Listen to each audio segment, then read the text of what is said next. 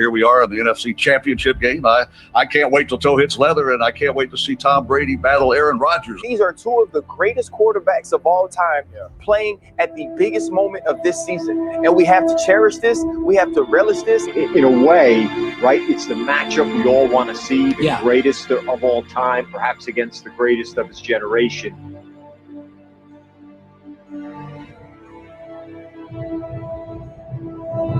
Let's go. Hey, today our day, man. All that work we put in, man. We deserve to be here.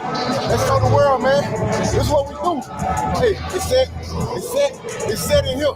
Got a lot of football, right? 60 minutes, far back. You know, everybody always asks what was our idea. And, you know, we didn't have an answer. When Coach B.A., he had an answer. He said we're going to find a way to win the game. And I am not them, man. Come on, man. Come on, AK. You got one more game left. Green Bay Packers be coming. And let's go. This is what we wanted. Get in here. Let's go. Brady dropping, going, caught ball. Chris Godwin, touchdown, Tampa Bay. Here is the play action fake. Brady throws the ball, caught Mike Evans, touchdown, Tampa Bay.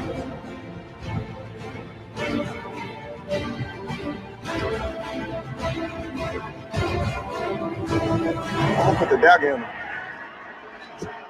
Watch.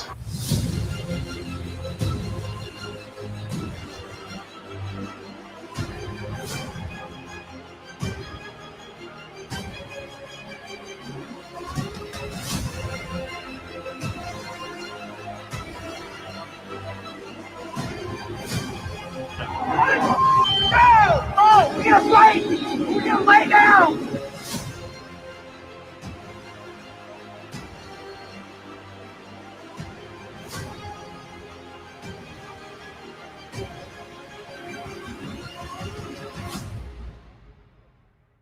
Which of the race do you like the best? The next one. The next one's the best.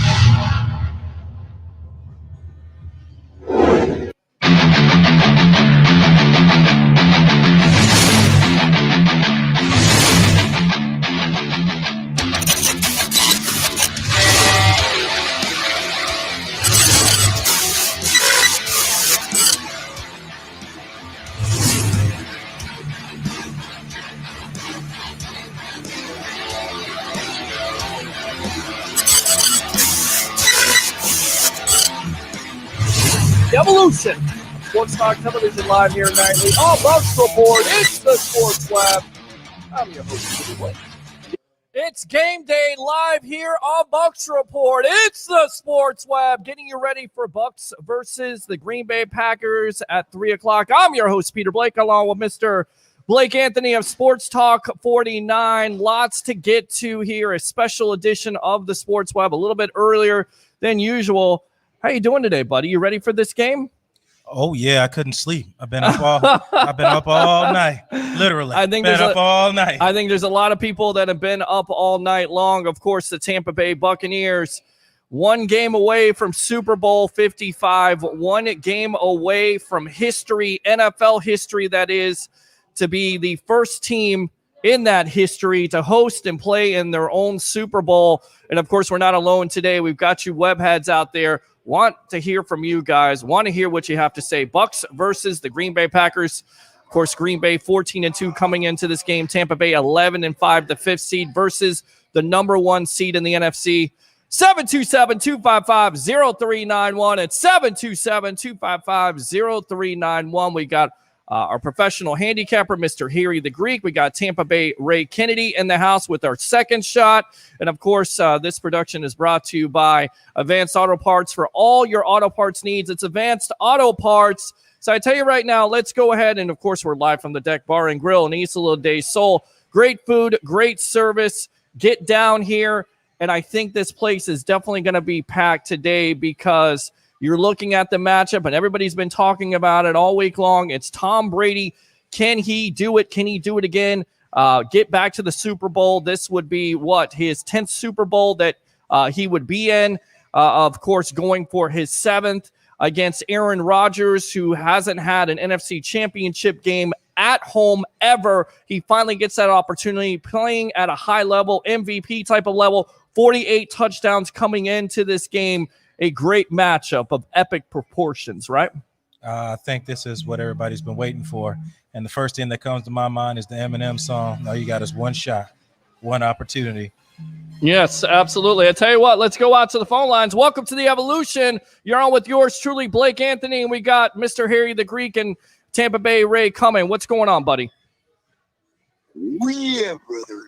It's time for NFC Championship football. What's going on, boys? I'll tell you right now, this is the Nacho Man. It sounds like I can't be the Macho Man calling from the grave, although a lot of people right now think that they're having a dream with talking about it. I can't say it enough. Your Tampa Bay Buccaneers are in the NFC Championship game versus the Green Bay Packers. It's unbelievable, Nacho Man. So what do you have to say? How are you looking at this matchup? Oh, let me tell you, Peter, what a long, winding road we've had to get here. many years of misery, brother. Now, let me just say real quick, the Nacho Man is going to make an appearance for the Super Bowl if the Buccaneers get there. Wow. In the meantime, all you guys down at the deck, don't forget, eat your chicken wings. Go Bucs. Just wanted to get this show started off right and say, oh, yeah. I love it. I love it. I'll tell you right now, I'm going to go ahead and give him this right here. Well, if my thing will play, but I tell you what, let's go out to the phone lines. Welcome to the Evolution. What's your name? Where are you calling from? Yo, what's going on? My name's Derek. I'm from Panama. All right, Derek from Panama. What do you think here? You're on with yours truly, along with Blake Anthony at Sports Talk 49. That show can be seen and heard here on Monday and Fridays at 3 o'clock. Bucs versus the Green Bay Packers in the NFC Championship game for the right to go to Super Bowl 55 at Raymond James Stadium. Your thoughts? My thoughts. Well, being 41 years old, I've had the great pleasure of watching both these fellas play ball as far as quarterbacks for their whole career. Okay. I've watched these teams kind of develop into their own throughout the season. What I really find important today is the secondary with our free safety rookie stud Winfield being questionable. You know, we really need that depth to really step up, and the run game has to show up. There's no doubt about it. I really believe Vita Vea can make a huge impact, as well as JPP as far as the run game goes. Mm-hmm. If we can go in there and dominate the run game, I think we will win, because there's no way, even with Brown out, that their wide receiving core can compare to our wide receiving core. Our O-line's playing really, really good football, but give credit where it's due. Green Bay is balling right now. Yeah, Green Bay definitely is balling right now, but the Tampa Bay Buccaneers are balling, and those are the two stories. The main stories here, Derek, is the fact that Antonio Brown is going to miss this game, which is disappointing. But once again, you have Scotty Miller, you have Tyler Johnson stepping up here, Blake, and then the return of Vita Vea is activated. He will play in this game, and I feel like it's going to be such a huge impact. And we'll go to Blake Anthony on his perspective of Vita Vea here in just a little bit on what kind of impact he's going to make, not only in this rushing defense, but also with this pass rush. And I feel like this could be a major factor because you look at it, the first matchup, the Bucs took care of business 38-10 over the Green Bay Packers.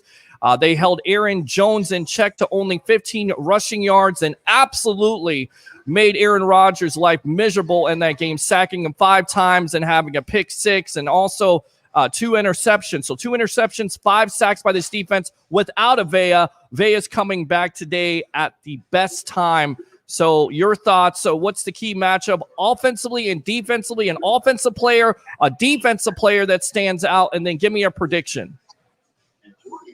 I personally think that, first off, I think Tampa Bay is going to win the game. Okay. I think they're going to win by 7 to 10 points. I think they'll get their touchdown lead late in the game. I love it. I got to fire the cannons for that. I got to do it. Hey, I love it, baby. But as far as that goes on defense, Todd Bowles is our focus, is our key. He's our key. We have to have perfect play calling on defense. Right. If our play calling's on point, that is our matchup. Our defensive coordinator against their offensive coordinator. I think that's the key matchup for offensive defense. I think our biggest player is going to be, without a question, the running back. Whether it be Fournette, Vaughn, or Rojo, if he can come in and do me a favor, because everybody, anytime you say Rojo on this show, you got to say it like I say it. A victim of volume and a Ronald Jones today. Say it. Amen, brother. Amen, brother. You got to say it now. You got to say victim of volume. You got to say it with most of volume. There you go. That's what I'm talking about. See, he listens, unlike you sometimes. We got to have a little conviction in this. Our defensive key right now, as far as player-wise, Devin White. Devin White has to come out and help with David to stop the run game, as well as bring out in coverage, because Aaron Rodgers used tight ends a lot, and that young stud they got out of tight end, I think it's I can't remember his name. Tanyan. Yeah. Yes. That kid's going to be something really special. Well, he's been special this year with the 11 touchdowns, so he's definitely a weapon. The Bucs and that defense is going to have to defend, and they're going to have to figure it out, because he's definitely a touchdown maker, and he's going to be somebody that Aaron Rodgers is going to lean on today. But you're exactly right. Tanyan has definitely been a big-time story for this Packer offense. Absolutely. Well, brother, I appreciate the show. I'm going to get out of here and help take my kids finish setting up the grill to get my food going. All right. Game, baby. All right. One thing before I get out, go Bucs, and no risk it, no biscuit, baby. Appreciate you, Mr. Blake. Absolutely appreciate you. Let me go ahead and give you a woo. Well, it's not playing for some reason. I have no idea why it's not doing that. So thanks a lot for the call. Appreciate you. Let me go ahead and fire those cannons for you right there. And we will get you out of here. Thanks a lot, buddy. Let me go out to my second shot here. Let's go out to my professional handicapper, Mr. Harry the Greek. And, of course, Tampa Bay Ray Kennedy. Cup of Ray, what do you say? Guys, welcome to the evolution. Of course, the Bucs coming off that big-time victory over the New Orleans Saints. And it's kind of a foregone conclusion. That's how I kind of feel about it. And some of the fans feel about it, that, they're going to take care of business versus the Green Bay Packers. But lo and behold, here comes Aaron Rodgers being an MVP type of caliber quarterback. It may not necessarily be as easy as we all think, right? Well, first off, like Johnny Dean mentioned last night on a little Saturday night championship Cup of Ray, we're on house money. And there's nothing meant by that. Nothing to say that we don't expect them to have success against Green Bay today. We're not taking that 38-10 victory back in Week 6, back in October, for granted. This is still going to be. This is still here. I think you would agree. Also, Johnny and I were talking about this last night. The 4 best teams are in the championships today. You've got your 2 best matchups, without a doubt. Without question, they are the 4 best teams. But I can't agree with anything that Johnny Dean says. You know that. You got it. Well, and the thing was, kidding you, Johnny. I'm only kidding you. And when I say borrowed money, I don't mean the fact we expected the Bucs to have success. We bring in Tom Brady. Of course, he was washed up, couldn't make the long throw anymore. He was a system quarterback. It was all Bill Belichick. And he comes in here and leads the Bucs to an 11-5 record, takes us to the playoffs. We have that first victory against the Washington football team. And then, of course, we get the 0-2 against the Saints this year. And Drew Brees drops the mic there with a victory last week in New Orleans. And now we're playing in a championship game. I don't want to say borrowed money like we don't expect him to win or be in Super Bowl 55, but it feels pretty good. But they're pretty good gambling terms. I do like that. I'm kind of rubbing off on you, Blake, Peter, and the rest of the crew. Speaking of that, where's my Vic? No, it's the Vig. Oh, the Ray. Vig. The Vig. Vig, Okay. Ray. Back the to you, Vig. Pete. God, you're so white. Look at right now. Good looking shot out there. And of course, we're live at the Deck Bar and Grill in Isla del Sol. And you know, Blake, the caller talked about Devin White. Let's come back in here. We'll come back out to you in a moment here, guys. But Devin White last week, unbelievable game, 11 tackles, recovered fumble, and then of course also an interception to basically kind of seal the deal there. Big time play in that game. Your thoughts on Mr. Devin White? He was seeing everything. He was the quarterback, definitely of the defense. He knew where Drew Brees wanted to go in that situation. Him and Todd Bowles communicated. He was locked in, ready to go, and that's exactly what the Buccaneers needed late in the game. And he had a big play to seal the game and get a victory. And Devin White definitely was as admission. Yeah, no, absolutely. Absolutely was must-see TV. Let's go back out to you guys here real quick. We're live here, guys. Your thoughts on that defense, of course, causing 4 turnovers, 3 interceptions. Off of those turnovers, 21 points. I mean, a phenomenal performance by this defense, and they're going to have the same type of effort today versus this potent Green Bay Packer offense, right? And where does it start with the Buccaneers? Buccaneers defense, where does it start? But right up front. And the Hinkle McCrinkle pissed off Ndamukong Suh. He got the rest of the boys, put him on his back. They were down 10-0, and it looked like it was going to be one of the longest days of the season for the Bucs in that first game versus Green Bay. But yet that defensive line steps it up. Levante and Devin start running around like madmen, and they make up for what may be some inefficiencies on the back end when you're talking about a Devontae Adams or something like that. But, of course, for me, again, the defense, everything with the Buccaneers starts up front. Well, I'll tell you one thing that they did do in the second, third, and fourth quarter, and probably the only one that remembers this is probably going to be Blake. In the first quarter, they let Aaron Rodgers get out of the pocket. After that, they kept him in the pocket, and what happened? Right, Blake? Absolutely. No, I mean, let's come back out to our wide shot here. You're exactly right. They let him get out of the pocket, and that's going to be a concern today. And a lot of people are saying, well, Drew Brees couldn't necessarily get out of the pocket. That's true. But with having Aaron Rodgers hold the ball a long time, that definitely favors that Bucs defensive line. You're not going to have a Bakhtiari as a left tackle. He's their best tackle. I get it. They gave up no sacks last week to a Rams defense that, by all accounts is great. But Aaron Donald wasn't 100%. So this would seem to favor, with Vea returning, this defensive line. And the longer that you have Aaron Rodgers hold that ball, the longer or the more. Right, exactly. The better off you are at that point where your defensive lineman can make a play and possibly cause a fumble or force him into some situations. But then again, he can also be mobile, get out of the pocket, and make throws that Drew Brees couldn't make last week. Oh, definitely that. Aaron Rodgers does have the flick of the wrist. He's the inventor of that before Patrick Mahomes.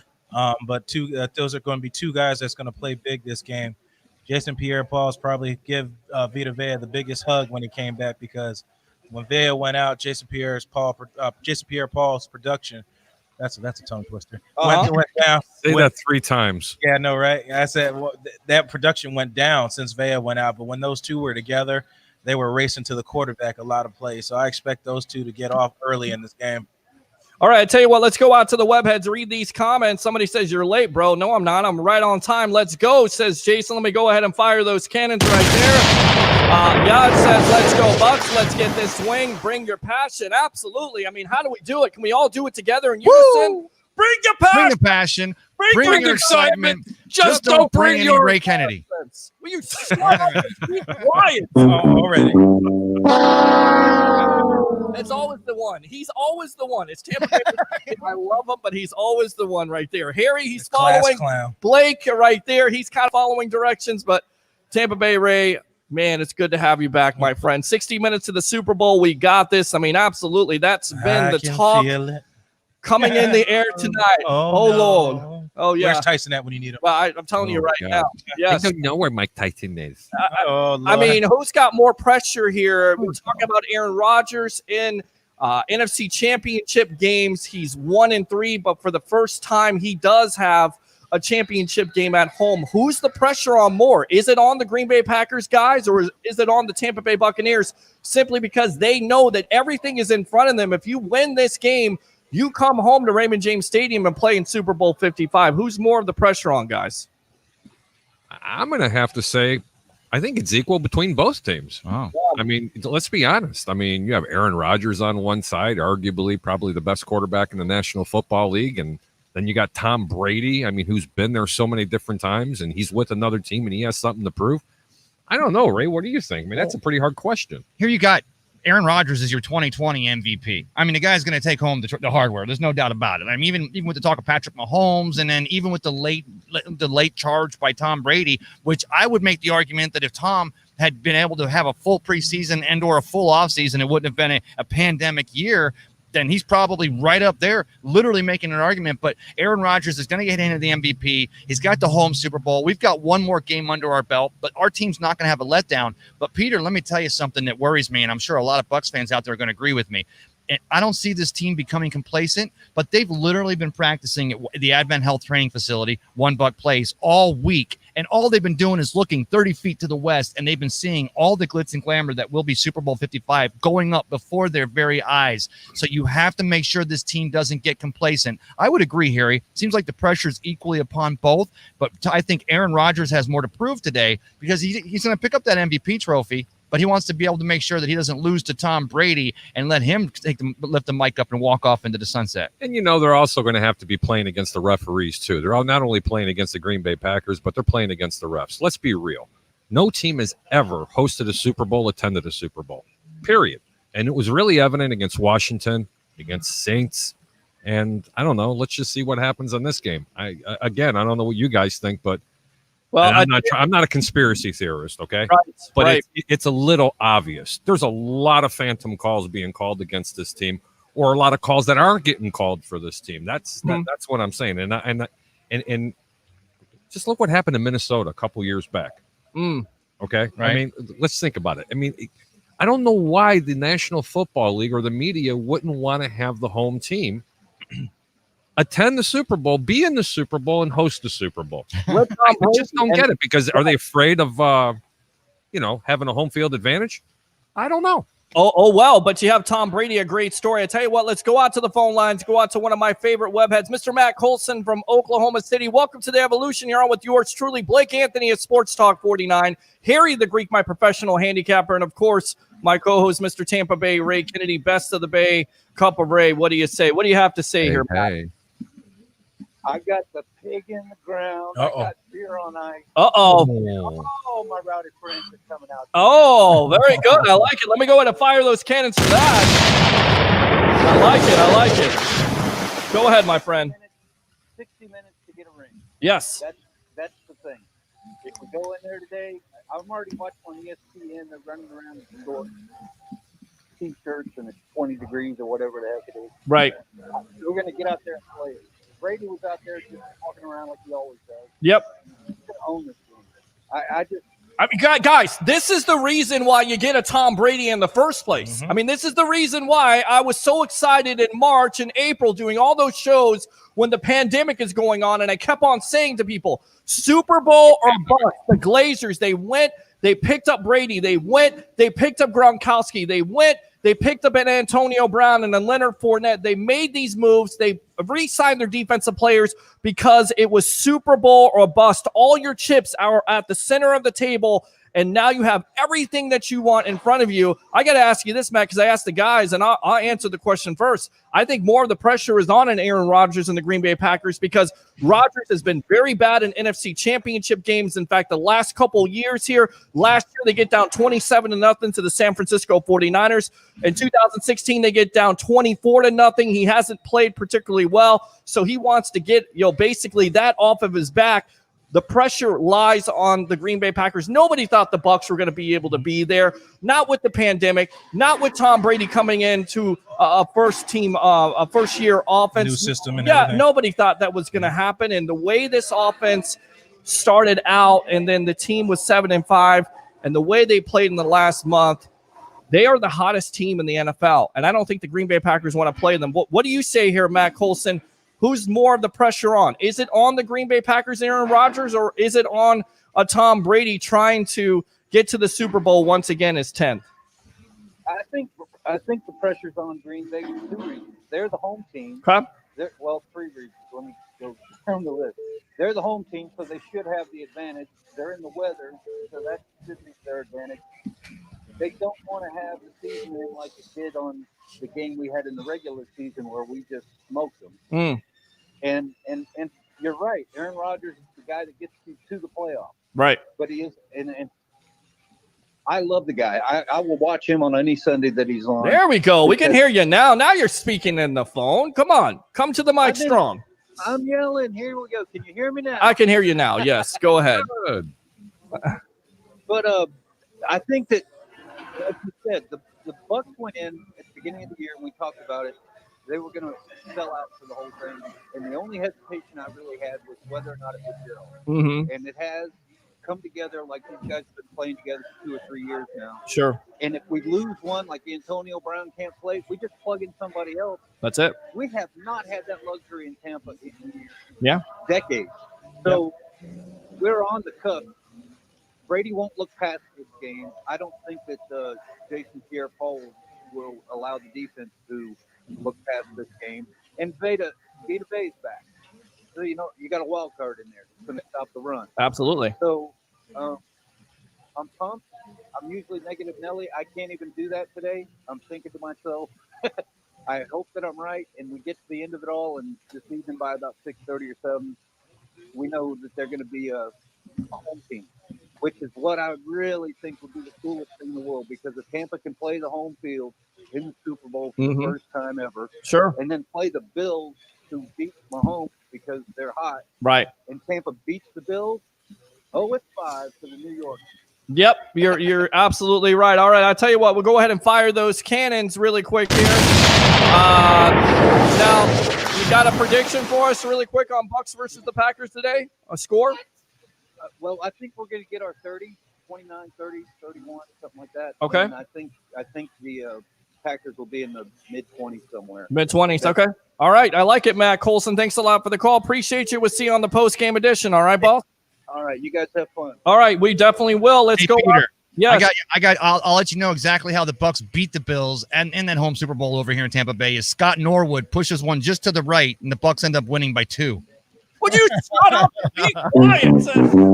I'll tell you right now, though. Now we're back on the kicker thing. Yeah, well, Jesus, Peter. Is he ever going to stop with the kicker? Seriously. The kicker. He absolutely loves the kicker. And, of course, this may come down to kicking and special teams today, because all the talk all week long, and, it is what it is. It's a Southern team like the Tampa Bay Buccaneers. It could be 30 degrees at game time here. I tell you what, we'll get back to the weather. Let's go out to the phone lines. Welcome to the Evolution. You're on with yours truly, Blake Anthony, Harry the Greek, my professional handicapper, and, of course, Tampa Bay Ray Kennedy. What's your name? Where you calling from? You're on the Evolution.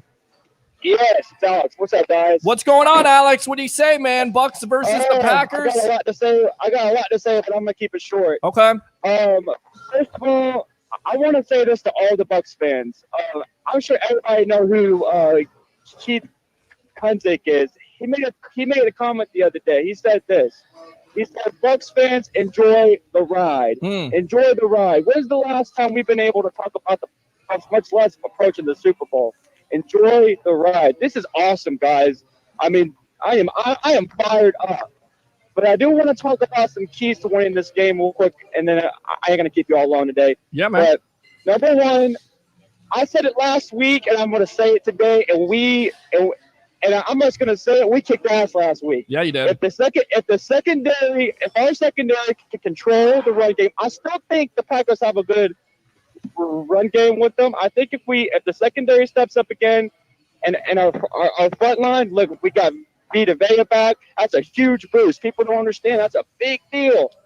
But I think if our secondary steps up, and our defense holds it to where we need to be, I think we're going to be headed to the Super Bowl. All right. I said it last week. I said control Alvin Kamara, and we're going to win this ball game. That's exactly what we did. I think we kept Alvin to 50 yards last week, something like that. I mean, it was no impact on the game. Actually had they had over 100 yards of rushing, but at the end of the day, there were some times there where Kamara definitely got some holes, but overall the Bucs defense adjusted. Now you bring Vea back and his impact, and I feel like this rush defense, and not only the rush defense, this pass rushing defense is going to get better because he is a man among boys, 340, 350 pounds, a guy that's not taking up space, not a space eater. He is going to command a double and triple team, which is going to free up a JPP and a Shaq Barrett. And once again, David Bakhtiari, one of the best left tackles in the league, is out. That favors the Tampa Bay Buccaneers. Offensive player,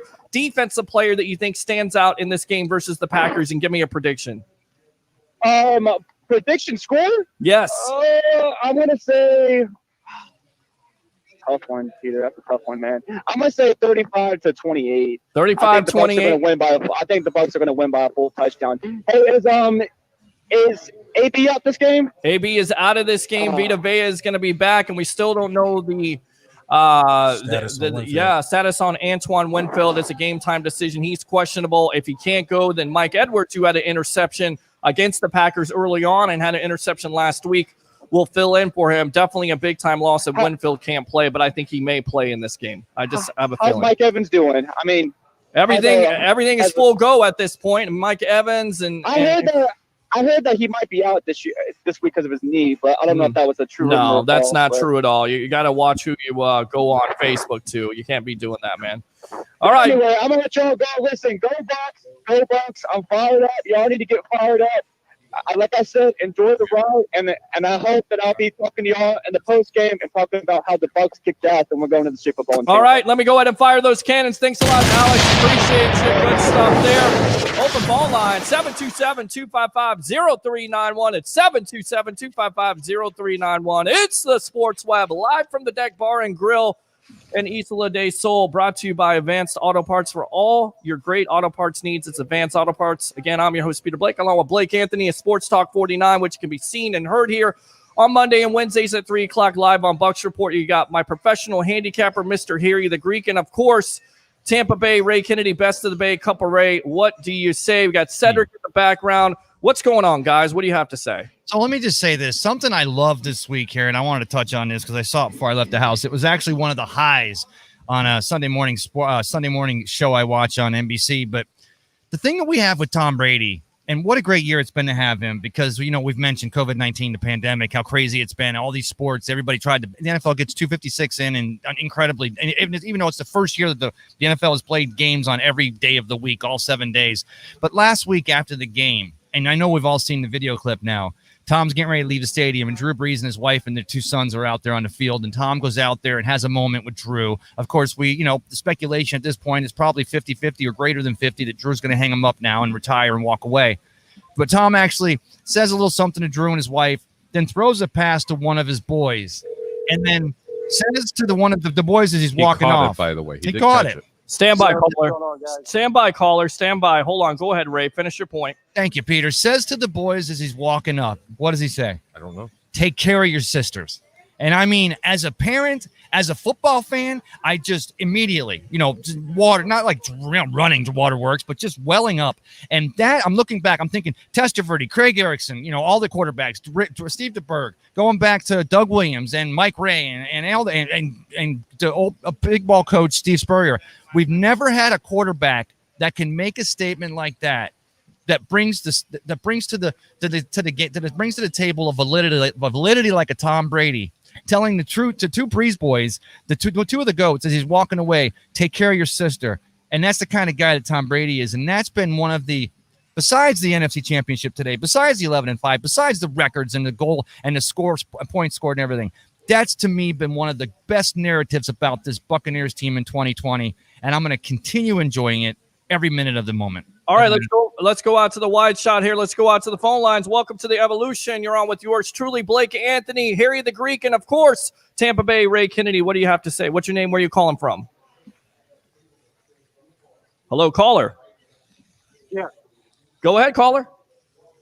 Oh, it's Adam over here at Largo, Florida. Oh, what's going on, Adam? Welcome to the Sports Web. What do you have to say, my friend? I just pretty nervous about what's going on as far as what's going to happen today in Green Bay. But at the same time, I have the confidence that Tampa is definitely going to have to run the ball like we talked about before. Mm-hmm. And hopefully, we can continue to keep Aaron Rodgers under pressure. That's going to be the biggest factor. Well, Make him miserable. Yeah, and exactly. And it's going to come down to a pressure game, guys, because you know that Green Bay is going to try to do everything they can. Blake, you're talking about Zadarius Smith, who has 12.5 sacks. Rashawn Gary here. Harry the Greek has come on. You got Kenny Clark. But to me, in my opinion here, Tampa Bay Ray, all of you can comment on this. That Saints defense, to me, is a lot more, I would say, a little bit better than Green Bay's. That's not to say Green Bay can't get after it, but it always comes down to this, guys, when it comes down to postseason play and Tom Brady. All season, this offensive line has stepped up. You can't allow any sacks. Consequently, in the first matchup, they didn't allow any sacks, didn't have any penalties at all. So that's the type of game you have to have, because if you can have that type of game, Adam, you certainly believe that Tom Brady can definitely have his way with this secondary and this susceptible defense in general. I mean, I absolutely agree. One thing, the corners got to definitely step up. Safety's got to step up on defense. I'll be happy if they keep Devon, which is not going to happen. I'll be extremely happy. I'll be happy if they keep Davante Adams under 5 targets. Completion. Right. But we all know it's not going to happen. Right. I would be extremely happy. I mean, I'd be crazy. I mean, if they lock them down, that's good. But other than that, I mean, they're locking down. Valdez Scantling to go to. He has Robert coming in to go to. But other than that, I mean, Aaron Jones could play a big factor. Jamal Williams could play a big factor. That's all you got. Tampa has way more offensive weapons. Yeah, I agree. I'll tell you what, let's go out to my professional handicapper here, the Greek. I mean, do you think over under here, how many targets do you think Mr. Adams would have in this game? That would be Davante Adams, 18 touchdowns during the season, a big-time weapon for this Packer offense. How many weapons do you think they can hold him to, in your opinion? Over under 5. I'm going to give that to you in just 1 second. So while I'm looking for this is completely unsolicited, but the man that's calling on the phone, Mr. Adam Padermo Rivera, everybody wants to give him a congratulations because he's getting married. He proposed. You know what? And nobody here knew this, but I had to see it live on Facebook. Adam, congratulations. She's beautiful. I just hope she knows what she's getting into, brother. She better be a Bucs fan. I'll tell you right now, let me go ahead and fire those cannons for you. I'll just give you some. Take a look at the picture. You'll fire it a couple more times. Don't go there. I'll tell you right now. Advice from a single man. Happy wife, Lord. Happy life. Will you shut up and be quiet? Giving somebody advice. Shut up. Okay, we're looking for Davante Adams, correct? Yes, Davante Adams. Congratulations, Adam. Go ahead, Harry. Congratulations, Adam. It looks like Davante Adams is somewhere on my page here, and I'm just trying to fill in all this loquacious stuff that I'm doing. Get loquacious. Listen to you, Leo Word. Leo Word. Yes. Let me just Here follow. it is. 7.5 is the over and under. How about that? Over and under 7.5. But if you bet over for Davante Adams, not targets, but actual receptions, you have to lay 169 to win 100. I got a better bet for you guys. You want to know what it is? How about Mike Evans over 4.5? Oh, 4.5. Okay. I'll take that. How about betting Mike Evans right now for over 4.5 receptions in this entire game? Get this, Davante Adams 93.5. I'm going under and under.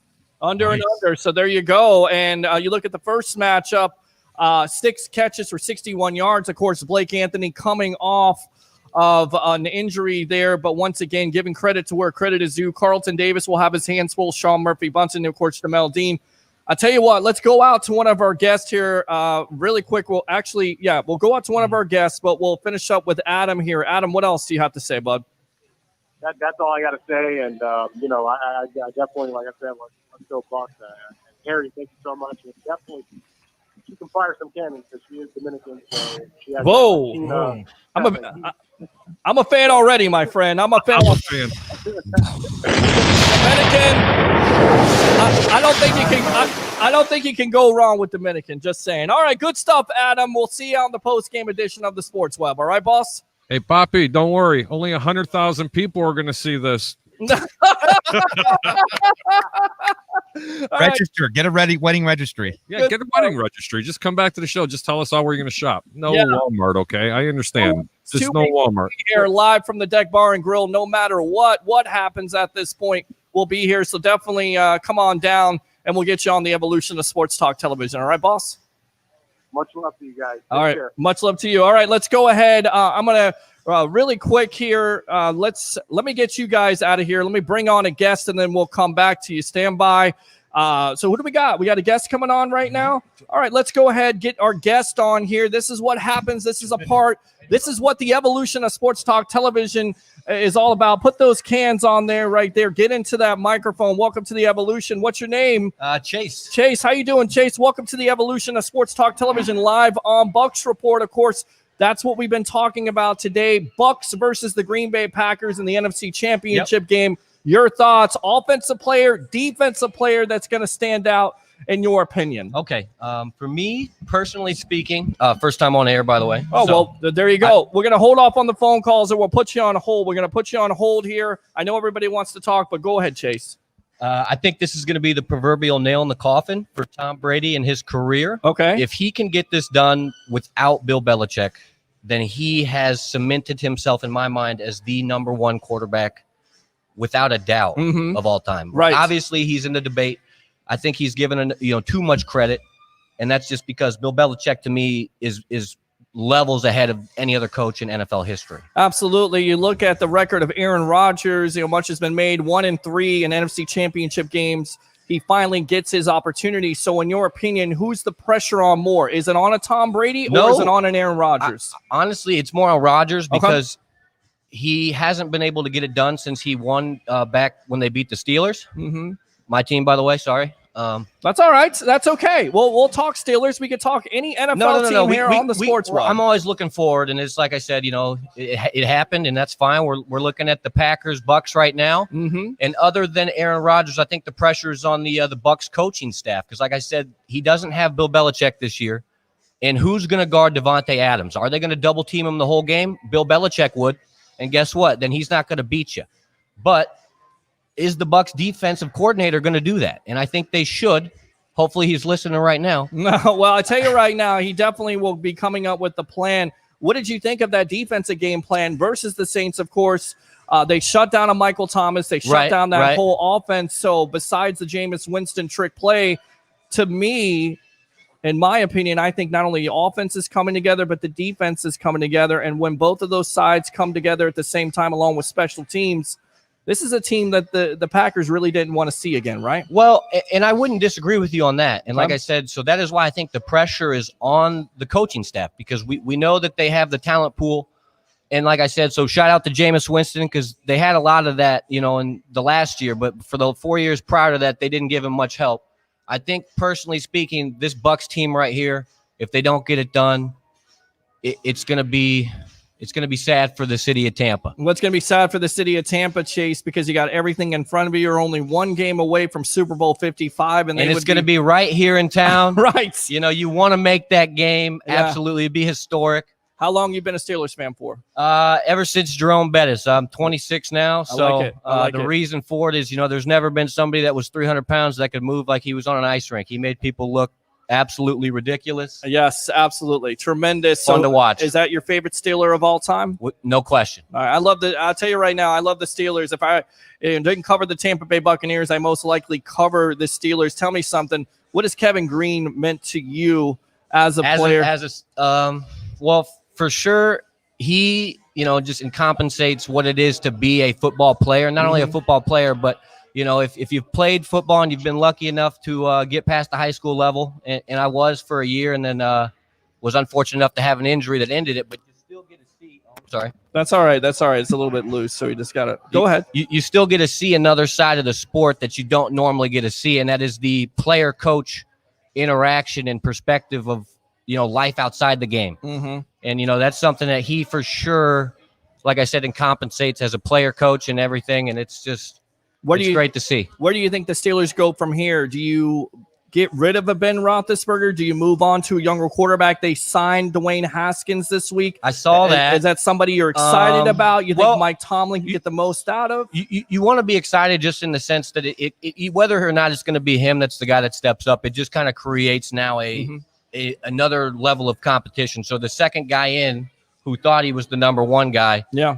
He has to take it even more seriously than he was gonna. Right. And obviously he was gonna raise the bar because he now knows that Ben's probably stepping out. So with this next guy coming in, it really changes the perspective and it makes things interesting because we're a defensive team again. Yeah. Like full on and out. Like right. We really are. We got Yeah, I think now 60 games straight with a sack, and that's an NFL record, and it's going to keep going. Tremendous. You know, TJ the Watt brother, right. losing Dupree is what really hurt us. And, you know, as much as I was a huge fan of him coming out, you know, he really stepped it up this year in particular. And I really hope, you know, to the best of him and his recovery's coming back. Disappointed this year with the 11-0 start and then first round exit to the Cleveland Browns. It's different when you lose to a team that you know is better than you, and it's different when you lose to a team and you know you beat yourself. So I'm not as upset about it because it was in-house, you know what I'm saying? And that's stuff that's a lot easier to fix than saying, hey, we're not good enough. All right, give me a prediction today, Bucs versus the Packers. Who wins and why? Like I said, it all depends on if they can stop Davante Adams. I think he's the wild card in this. If they do, absolutely Tampa Bay. I'm rooting for Tampa Bay. But if they can't stop him, Packers are taking this by at least 14. First time at the Deck Bar and Grill, and why down here? Isn't it great? Oh, no. I've been to the Deck Bar and Grill plenty of times. I live across the street. First time on air. Very good. Well, I tell you right now, you're be pretty back good, if I'm Chase. welcome. I'll be You're, back. If I'm- you're absolutely welcome here. You got to do me a favor, though. You got to look into that camera and say you've been on the evolution of Sports Talk Television live on Bucs Report. I've been on the evolution of Sports Talk Radio. Sports Talk Television. Oh, Sports Talk Television. It's all right. Sorry, it's different. It's first time. It's all right. The Bucs Report. There you go. Thanks live for having on me, Bucs guys. Report. Chase, thanks a lot. Appreciate you. Definitely come on back in 2 weeks. Stay around for the post-game edition, of course, live here at the Deck Bar and Grill in Isla de Sol. Let's go ahead and bring in Mr. Blake Anthony. Let's go back out to the guys here. In fact, I want to include them into this, but again, you know, this is what we talk about, being live at the Deck Bar and Grill. Great food, great service. Fans come out here, whether they're Steeler fans, Packer fans, Bill fans, Chief fans, hell, even Cowboy fans are welcome. You know, I'll kind of cringe a little bit, but we'll still give them an opportunity to talk on the Evolution Live on Bucs Report. So, guys, give me your thoughts about Davante Adams, and if it's not Davante Adams, who is it that you're most concerned about in this offense besides the obvious Rodgers? For me, it's Tunyon. I've been saying that. I mean, not only because of the fact that they're keeping, like Blake was saying, with Bakhtiari out, and Harry, you've pointed this out, they're keeping an extra tight end in to block, a la what the Bucs are doing with Gronkowski and their sets this year. But in that first game especially, we've seen Robert Tunyon get off this season quite a few times. He's been Aaron Rodgers' go-to or lean on. He's been his little pedestal to lean upon when Davante's not there. And in that first matchup back in October, again, week 6, when the Bucs beat those Packers, I think Tunyon had 31 yards receiving and no touchdowns. So to me, another thing for today, besides keeping Aaron in the pocket and shutting that Packers running game down, is to control control Tunyon and don't let them start predicating first downs. Like I went back and watched again, not that I'm taking that first game into any account, but I'm watching that first game, and the way the Buccaneers climbed back into that game and then started beating the crud out of those Packers was by getting first downs, hitting Fournette out of the backfield, finding a tight end, moving the ball, and keeping Aaron Rodgers and that Matt LaFleur offense off the field. I think Lazard, honestly. Yeah. I do, especially with the way Tampa likes to blitz. You know, and let's just face it, they're going to stunt, they're going to blitz. Rodgers is a very smart quarterback. Blake said it once or twice from before. They love to send 3 vertical routes down the field. And Lazard is such a good wide receiver, especially in single coverage. So, you know, Tampa's going to have to pick their poison just like Green Bay is. I mean, who are you going to double on Tampa? Who's the receiver out of UCF again? Not UCF, USF. I'm sorry, right. Marcus Valdez-Scantling, and he's a guy that led the NFL with 20.9 yards a catch. You talk about Lazard here, Blake Anthony, coming to you here. 4 catches for 96 yards versus the Rams. He's a guy that's definitely stepped up and could be somebody once again that, you know, forces this secondary to really worry about on Sunday. Yeah, Valdez-Scantling and Lazard, he likes to go to them, especially Lazard being a big he reminds me a lot of Mike Evans, kind of big, lengthy wide receiver that can get down deep, and Valdez-Scantling is more of a speedy guy with questionable hands. Kind of reminds me of Scantling, not Scandrick. Scantling, yeah, not his brother. It's okay. Yeah, not his brother. Yeah, he reminds me.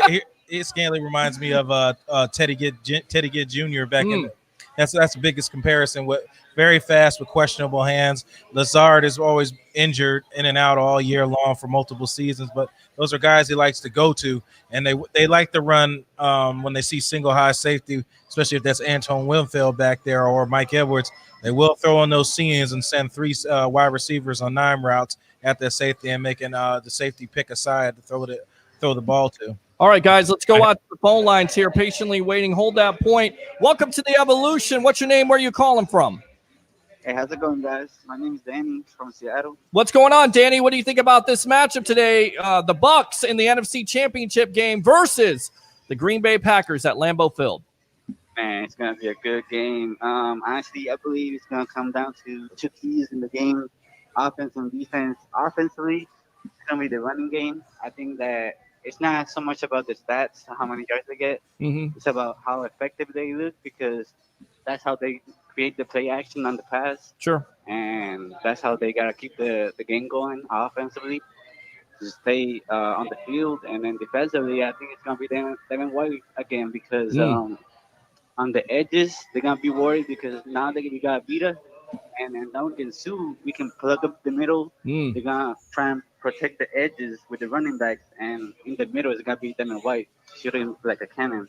Yeah, no, you're absolutely right. And my buddy here, Blake Anthony of Sports Talk 49, has a phenomenal breakdown of Devin White and his impact against the Saints last week. So we'll get out to that. So definitely tune in. But again, 11 tackles, fumble recovery, interception, and big times. And this kid is definitely in his second year worth the price of admission. And I definitely believe he will be a big-time factor in this defense, especially if the Packers are going to try to run the ball. And you believe that the Packers are going to try to establish that run to take the pressure off of Aaron Rodgers and also, Blake, make this defense accountable. So if they want to take those shots with play action, they're able to do that, right?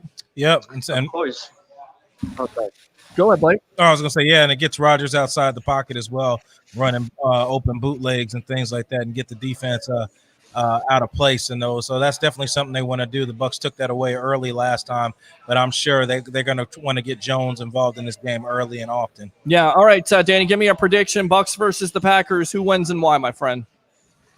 I think Tampa Bay, I think they make enough plays on defense to I think it'll be a close game, but still I got Tampa 30-27. All right, 30-27. Danny, thanks a lot for calling the Evolution. Definitely don't be a stranger on the post-game edition, all right? I appreciate it, guys. All right, appreciate you. There we go. Let me go ahead and fire those cannons for him.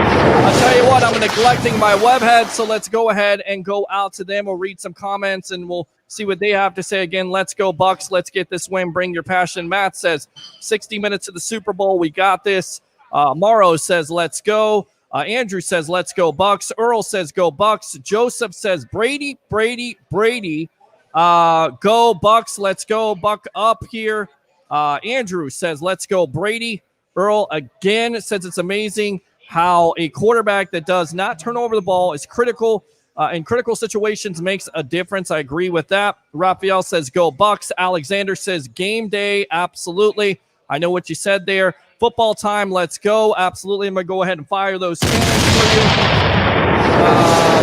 Let's go out to Earl. Let's go Rojo and Fournette. We'll get back to that in a moment. Cleve says, go Bucs. Robin says, give it your all. Earl again. Let's go defense. Luke says, Tampa. And I know everybody's going to be screaming Bay here eventually. Let's go special teams. Jason says, fire them cannons. 1 win away from hosting a Super Bowl. Make history, boys. Let me go ahead and do that. LFG says, Bucs report. Guapo boy Thule says, I'm fine. I'm fitting to smoke me a Saints blunt before the game. Then after. What's that? Good. I'm not. Some of these comments I'm not going to read it like they read. I think he's saying I'm fixing to smoke a blunt. Puff the magic dragon. What was Brian on here? All right, Rodgers can't handle. Will you shut up and be quiet? Rodgers can't handle our defense. You're the problem. You talk and then he talks and then Harry talks and then I talk. All right, Roger can't handle our defense there. Will you shut up? Defense and run the ball. Let's go here. Let's go out to UCAN. Ben Israel. Let's go Saints. Well, guys, the Saints. Okay, let's just do it.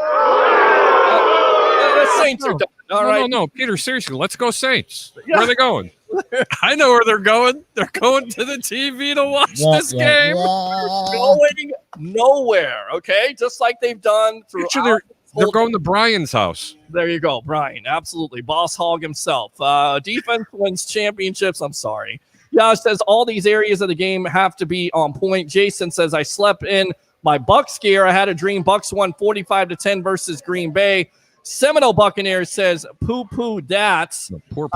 Let's go field goal kicking, says Earl. Andrew says look for LaShawn McCoy today. Fresh legs, most playoff and cold experience. Not a chance. Zero. I don't think he's. I'm going to just tell you that right now. Not a chance. All right. There you go. Is Antoine Winfield Jr. playing today? I mean, that's the big-time question. And your guys' opinion. From what I know about that, he got hurt late in the practice. He's been kind of gimpy on it. I'm not sure how much juice he's going to be on and see how he feels coming out there playing in that cold weather. But we'll see. It's going to be important if he plays. Yeah, it definitely will be important. And if he doesn't play, I mean, how much of a loss is that to that back end of the defense, Harry and Ray? That's a huge loss.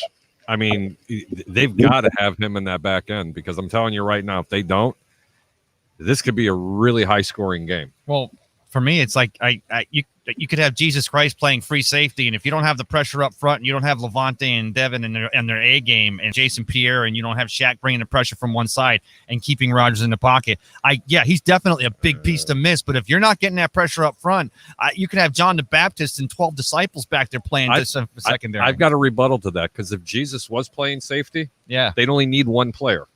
And they would win. I mean, it's just like the old Bears. Who was playing? Mini Ditka versus the other Ditka versus the Giants. I mean, if Jesus was playing safety right now. Oh, Maron. That's a bad. You know what? Seriously, they win 45-0. Oh, okay. I'm losing. Sorry, 75-0. Jesus versus the Packers. Jesus wins every time. It depends. Are they the Jesus Packers?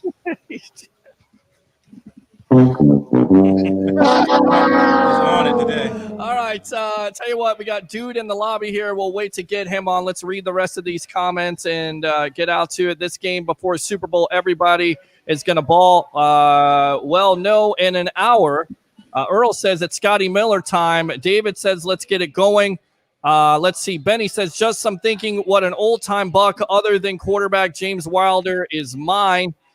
Prepare for riots in Tampa, says Alexander. Hopefully that's not the case. If Winfield plays and picks the quarterback, that would be the first father-son pickoff set in NFL history. Yeah. Earl says the pressure is the Packers to win, not the Bucs, but Bucs don't get no respect. Come and play, lose, and wreak havoc. Go Bucs. UCAN says, I hate winning. I'm a Bucs fan. I'm used to misery.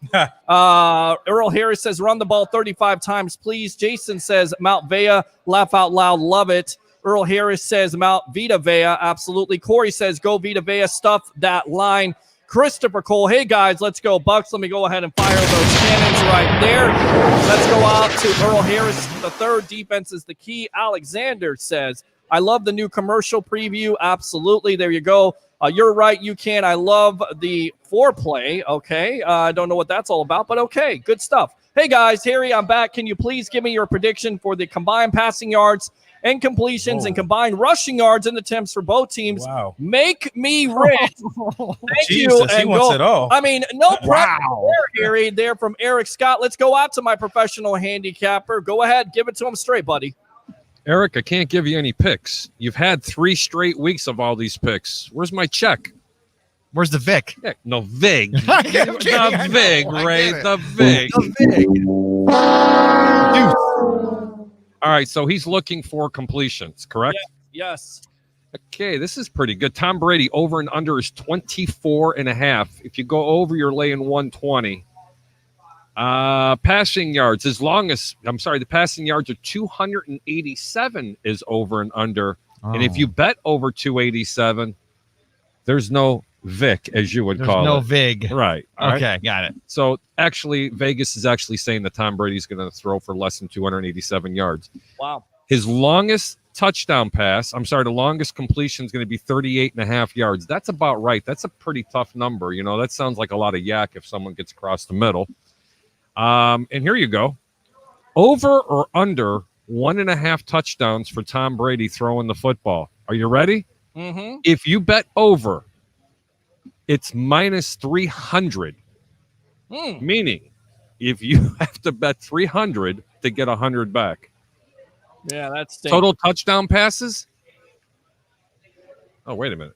Yeah, no, it was 1.5 minus 250. But if you go over 2.5, they're going to give you plus 135. I like that bet. You, Ray? I like that. I mean, I'm going to get the Rodgers next. You know what? I'm going to say over 2.5 for Tom Brady plus the 135 because you know what? That's a really, really good strong bet there. I like one stronger yet. Mike Evans, 4.5 minus 125. Bet the over on that one. I know we touched on it. Bet over 63.5 for Mike Evans. That looks really good. Chris Godwin, stay away from it. Over 5.5 and 72.5 yards. If you're going to bet it, bet under in that game. He hasn't shown me anything in the past 2 games to warrant that. I'm sorry, Godwin fans. 9 drop passes in 2 games. That's not coincidental. Gronkowski, over 2.5 passes. You got to lay 150 to do it. But over 32.5 yards. I kind of like the over 32.5 yards for Gronkowski because he could get that on just 2 passes alone. 1 touchdown? That, it doesn't say anything about the touchdowns. But the answer, Eric's last question, was Aaron Rodgers. Total completions are 25.5. That's only 1 extra completion. If you go over with Aaron Rodgers, it's minus 130. If you go under, there's no vig. There you go, vig. Very nice. And 289 yards for him, over and under. Going back to Godwin, because much has been made about the drop passes, to me, he could be the X factor today here, Blake Anthony, because Jair Alexander, if they decide to bracket coverage to Mike Evans because he is a mismatch nightmare, is this where Godwin steps up? Is this where Scotty Miller and Tyler Johnson talk about Godwin? And then also on Gronkowski, guys, the last time he faced the Packers in the first matchup in October, 5 catches, 78 yards, 1 touchdown. And at the point, people were talking about he's just a blocker, he's washed up, and he really showed the Packers something. So once again, you don't have an Antonio Brown. If you decide to double up on a Mike Evans or Chris Godwin or Scotty Miller, and you can't double up on all those guys, but if you try to take them away, you still have a Gronkowski, you still have a break. Talk about Godwin and being an X factor in this game, Blake. Well, Harry said it best. He had 9 drops in the past 2 games and shown he can't be consistent at catching the ball. So he's definitely going to be looked at as somebody that's going to need to show up early. I don't have a huge amount of faith in Scotty Miller. He makes splash plays, but to rely on him as your X factor, I can't really do that. So it's going to have to be either somebody that we haven't talked about yet. Cam Braid has shown up big the last couple of games with Rob Gronkowski being an extra blocker. I'm seeing those guys or possibly even a running back leading the day in receptions. All right. Fournette, baby. That's what I was getting ready to tell you. I'm telling you, look for a big game out of the backfield by both running backs, not only running and toting the ball, but also catching the ball. Wow. Seriously, Yeah. even with the cast or his finger, I don't even know if he still even has the cast on there. Glove. I'm telling you now, the running backs would not surprise me, especially with a little bit of snow on the ground in mid-20s, that running backs lead receptions in this game. And I tell you right now, because of the propensity, Leo word of Tom Brady. Yes, absolutely. Hang on, I got to look that up. You should look it up. Definitely, it's a Leo Haggerty word here. He told me, Ray Kennedy, with Brady going to those running backs, a victim of volume in a Ronald Jones and Leonard Fournette, who stepped up last week. You're absolutely right. And I'll tell you right now, Ray, you look at the first matchup, guys, it's definitely there against Green Bay. Jones, 23 carries, 113 yards, 2 touchdowns. Overall, 35 carries for 158. They ran the ball more than they passed the ball versus Green Bay. They had the exact same game plan versus the Saints last week. 35 carries, 127. So it seems simplistic here, Tampa Bay, Ray Kennedy. That running game is definitely going to have to come alive today, much like it did versus the Saints and in the first matchup versus the Packers. As much as we like to say the no risk it, no biscuit, and the fact that we have 17 and a half receivers and tight ends that are going to run verticals, and we know that Tom Brady can throw this ball, the running game for the Bucs, again, just like you alluded to a moment ago there, Peter, is the X factor for the Buccaneers today. And it's not just to limit Aaron Rodgers from getting off and doing the Hinkle or trying to get home. You know, he's there in Green Bay, but it's because of the fact that when you're covering Godwin and Evans and Gronkowski and Tyler Johnson and Scotty Miller. The X factor for the Bucs is the receptions out of the backfield and Rojo with the running game, not just for ball control, but because it'll keep the offense even and keep the clock control in the Buccaneers' favor. Yeah, no. And again, you have the conditions. Bruce Arians this week was talking about the wind that would affect the passing game. But if it's snowing, and of course, the Packers are not very good against the run. In fact, I believe they're mid or lower to the league there. And remember, with Cam Akers, 5 yards a carry, this is the matchup that the Bucs need to expose versus this Packer team today, right? Blake? Yep, absolutely. That's what I was saying earlier. The backs might have a good day pass catching. Their linebackers aren't very athletic. You don't have a lot of speed at that position. That's why I think they activated Trayvon Williams to come out and try to cover some of these guys at the backfield to answer for that. So I can see those backs producing. Yeah, all right. I'll tell you right now, let's go back out to the webheads here, read these comments. So good stuff there. Eric Buchan says, this is the team Jameis built. I don't know about that. We drafted him? We got Deshaun Tisdale coming on of the 411. We got the dude in the lobby, so we'll get him back on here in a little bit. How are y'all doing? Repping from Idaho. Super nervous right now. Sending good vibes for a great game. Go Bucs. Carrie says, just don't want a slow start. Force an early turnover. With that being said, I'm going Bucs 34-31 there. Yash says, pressure. Got to keep Rodgers uncomfortable. Eric Scott says, I think Antoine Winfield is out. Antoine Win. Okay, so that is the breaking news of the day here, according to who? Buccaneers.com. Buccaneers.com. Antoine Winfield is out of this game. So Mike Edwards will have to play. Big time loss here, fellas, because if you remember, Bucs down 20-13. Winfield has that critical game-changing play, causes that fumble. Devin White picks it up. So no Antoine Winfield. The impact of that, in your opinion, guys? Next man up. It's got to be the next man up mentality. Antonio Brown didn't make the trip to Green Bay. Winfield's out. They still have plans. They've been watching all week Raymond James get decorated for 55. It's got to be the next man up mentality. And if you didn't have Tom Brady at quarterback, I may have reservations about stuff like this, but I believe that all 53 people in that locker room and then the 29 coaches on the coaching staff have that next man up mentality, and you're going to see that today with those Buccaneers. You know what? In the past 10 minutes, this line has moved. I got to get this line out here. For anybody who's betting this game for the over or under, you better hurry up and bet the over because pretty soon it's not going to be bettable, period. You won't be able to wager on it. It went from 50 to 51 to 53 that quick. Wow. Okay, that one loss is very significant. And also, if you want to bet the Buccaneers today and you think they're going to win the game outright, forget taking the points to 3.5. That line went from plus 175 all the way down to plus 150. If you're going to bet, you better jump on them now. Little hint. I like it. I like it a lot. All right, let's go out to Eric again. All right, so I think far and away, there's more pressure on the Green Bay Packers. Pharaoh says, Bucs all day, baby. Absolutely. Eric says, I'm sorry, my voice to text is terrible. David says, is this game going to be won by the Buccaneer running game as much as by Brady? Good question. To me, they all work together in conjunction. If you have that running game, that makes Tom Brady that much more dangerous. And even though you're missing an Antonio Brown, you do have that speed component and a Scotty Miller. You do have that possession component and a Tyler Johnson that can make some plays. So to me, the running game has to be, once again, much like it was against the Washington football team, much like it was against the Saints. It has to be a big-time deal in this game. You have to come out and establish. And to me, their identity, the Bucs in this postseason, is running the ball. Right, Harry and Ray? Yeah. Well, at least effectively running the ball to keep the defenses off kilter enough to really set up and open up that passing game. But especially last week against those Saints, Harry, how predicated upon all that offense we had last week was hitting Fournette out of the backfield on those screen passes. He was a stud. Look, if all those little passes that they threw out of the backfield, okay, you could just make that as an extension to the running game. And Right. if I'm not mistaken, they were 50-50. So if you count those as well, they actually leaned a little bit heavier in the run game. You want to beat the Packers today?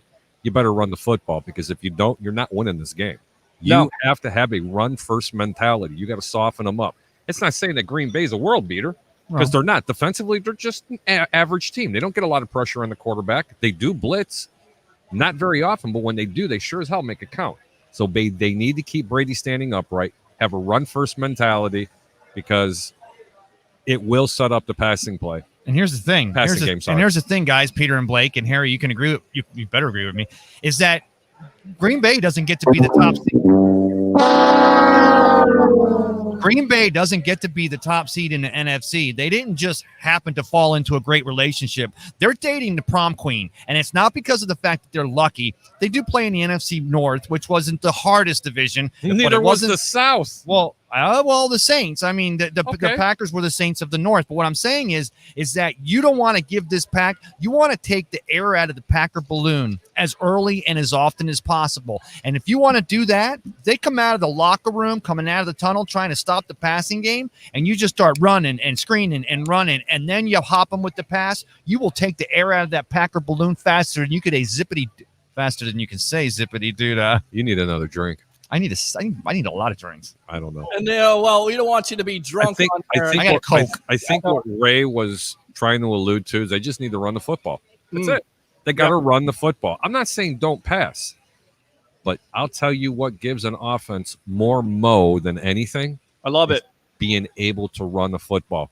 Right or wrong, Blake? Yeah, you got to be able to run the ball. That opens everything up, and also mix it up on first and second down. Say that with some conviction, my friend. Run the ball. Really? Come on, Blake.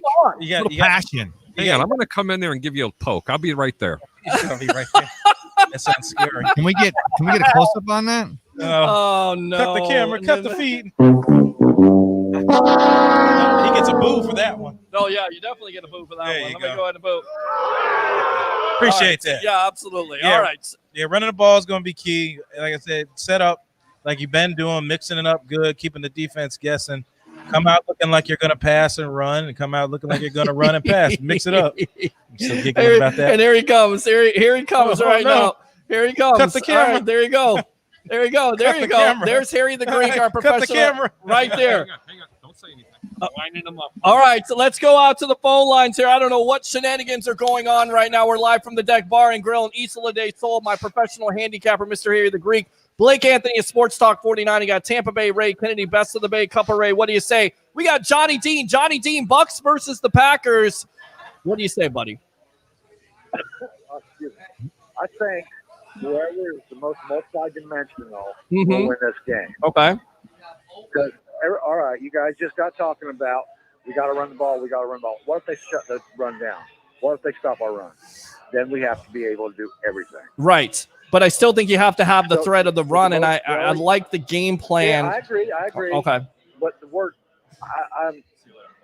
we beat teams without the run. I don't think we need to be able to run the ball in order to control the game.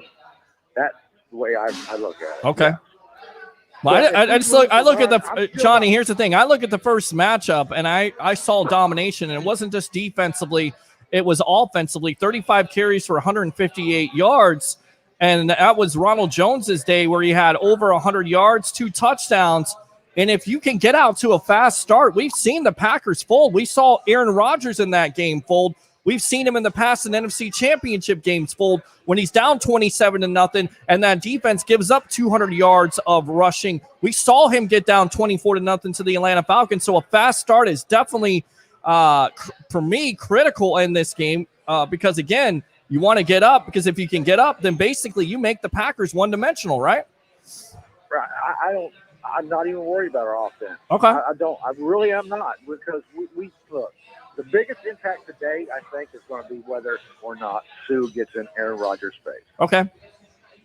That to me is the biggest impact, because I think we can run against them. I'm pretty sure we can run against them unless they put iron in those guys' back somewhere. Mhm. I think our offensive line's better than theirs. I think our defensive line's better than theirs, and our secondary's better than theirs. They covered us well. Yeah. If we played not the same game plan, because they're not going to come out with the same game plan. Nope. If they did that, we'd just sit back and pick them off because we know every play. Sure. But it's the basics. I don't think that this is what I'm saying about the run. And Harry is going to go apocalyptic. I don't care. I don't think they could stop either one of our the running game or our pass. Okay. I don't believe they can do it. And I agree with you on that. I think the Packers played well versus the Rams, but to me, they're susceptible to this running game. They've shown they've been susceptible. Once again, going back to Akers, 5 yards a carry. If you can get that, your whole offense opens up. Now, I got to ask you here, the breaking news, if you haven't heard, Antoine Winfield is inactive for this game. So what do you think the impact of that is? You lose one of your defensive playmakers, made a big play versus the Saints, and now you have Mike Edwards, a next man up mentality. But how much of a loss is Winfield Jr., in your opinion? How much is that going to be to this team against the Packers? I think Carlton Edwards and Mike Edwards. Carlton Edwards, his brother, yes. The Gravediggers. Yes, the Gravediggers. That's what Carlton Davis was saying. Go ahead. Yeah, I think they're going to have a big game. I think losing Winfield is going to hurt in our rotation because he won't. Neither person is going to have that dependable guy to come in and fill in. Sure. But I don't think it's going to impact. Not the way they're playing right now. It's just okay. All right, and if Todd Bowles uses a good scheme and keeps somebody over the top, right, like we talked about the last time we played Devontae Adams. Absolutely. If they keep somebody over the top, once they brought that guy in over the top, we shut them down. Remember? Yep. I think we can do the same thing again. Yeah, I definitely think they can do the same thing again. What are your thoughts on Vita Vea returning even in a limited role? How much of an impact on that defensive line do you think he has against the Packers? I think that's going to allow Sue to get in Rodgers' face. Okay. I do. Because they at 85% is as good as most defensive tackles at 100%. Okay. All right. Let me go ahead. Give me a prediction. Bucs versus the Packers NFC Championship game, Johnny Dean, the professor. I don't give predictions on these games. Okay. I'm too emotionally involved in this game. Okay. All right. Let me go ahead and fire those cannons for you. We'll see you on the post-game edition of the Sports Web. Appreciate the call. Let me go back out to the webheads. We'll give the guys there a break. Yeah, I got to get that soundbite back. I don't know where it's at. I don't know what happened to it. He's wooed out. Yeah, he's wooed out. Absolutely. All right. So, all right. I read that one. Let's see. The reason there is more pressure on the Packers is because Aaron Rodgers has come up short in the playoffs than the regular season, many times bearing in mind his generational talent. Eric Scott says, Bucs, we're not expecting to make the Super Bowl in the first year with this new squad. We got this. Ben, it's our time. Let's go, Bucs. Jackie, don't care how the Bucs win this game. Just win it. Joe, let's go Tampa Bay. Harold, 27-17 Bucs win. Let's see. Gus, let's punch that ticket and go get number 2. Let's go, Bucs. You can. Can I take your order now? I'm your virtual bus boy. Okay. Winfield is out. He is. Ben, the pass, though, his son was a dime, not even trying. So glad he's on our team. Go Bucs. Let's see. Jason Winfield's out. I'm not reading the other comment. I got my cold beer, chips, and dip, and got that cheese grater ready. You can. Don't worry, bro. We're used to misery. Anwar, they set a game time decision so he could still play. No, he is inactive, according to NFL Network. Various sources, including Buccaneers.com. Thoughts on Winfield possibly missing today's game? We went on it. You can. We don't need Winfield. We're trading him. Interesting. You're not trading Winfield. Stop it. Barbecue, barbecue, barbecue, and I'll go ahead and boo you. You want some barbecue, come down to the Deck Bar and Grill in Isla de Sol and get plenty of barbecue. Anwar Nunn says Kenneth. Richard says go Bucs 31-27. Kenneth says 1 to play. Cheryl says go Bucs. Davina says reports have Winfield is out. That was the breaking news of the day. Anwar says, did they say he was not going to play already or something? He is inactive as we speak. Out. He will not play. Chris, you can. What are you smoking? Who knows? Misador. This is a 2-possession game. Mark my words. A lot of confidence here. Let's go out to Ethan. I could have swore I heard Palmer say something on NFL Network, but must have been just hearing things. Hopefully I was, because we need him. Again, he will not play in this game. Christopher Cole, 1 win away from history.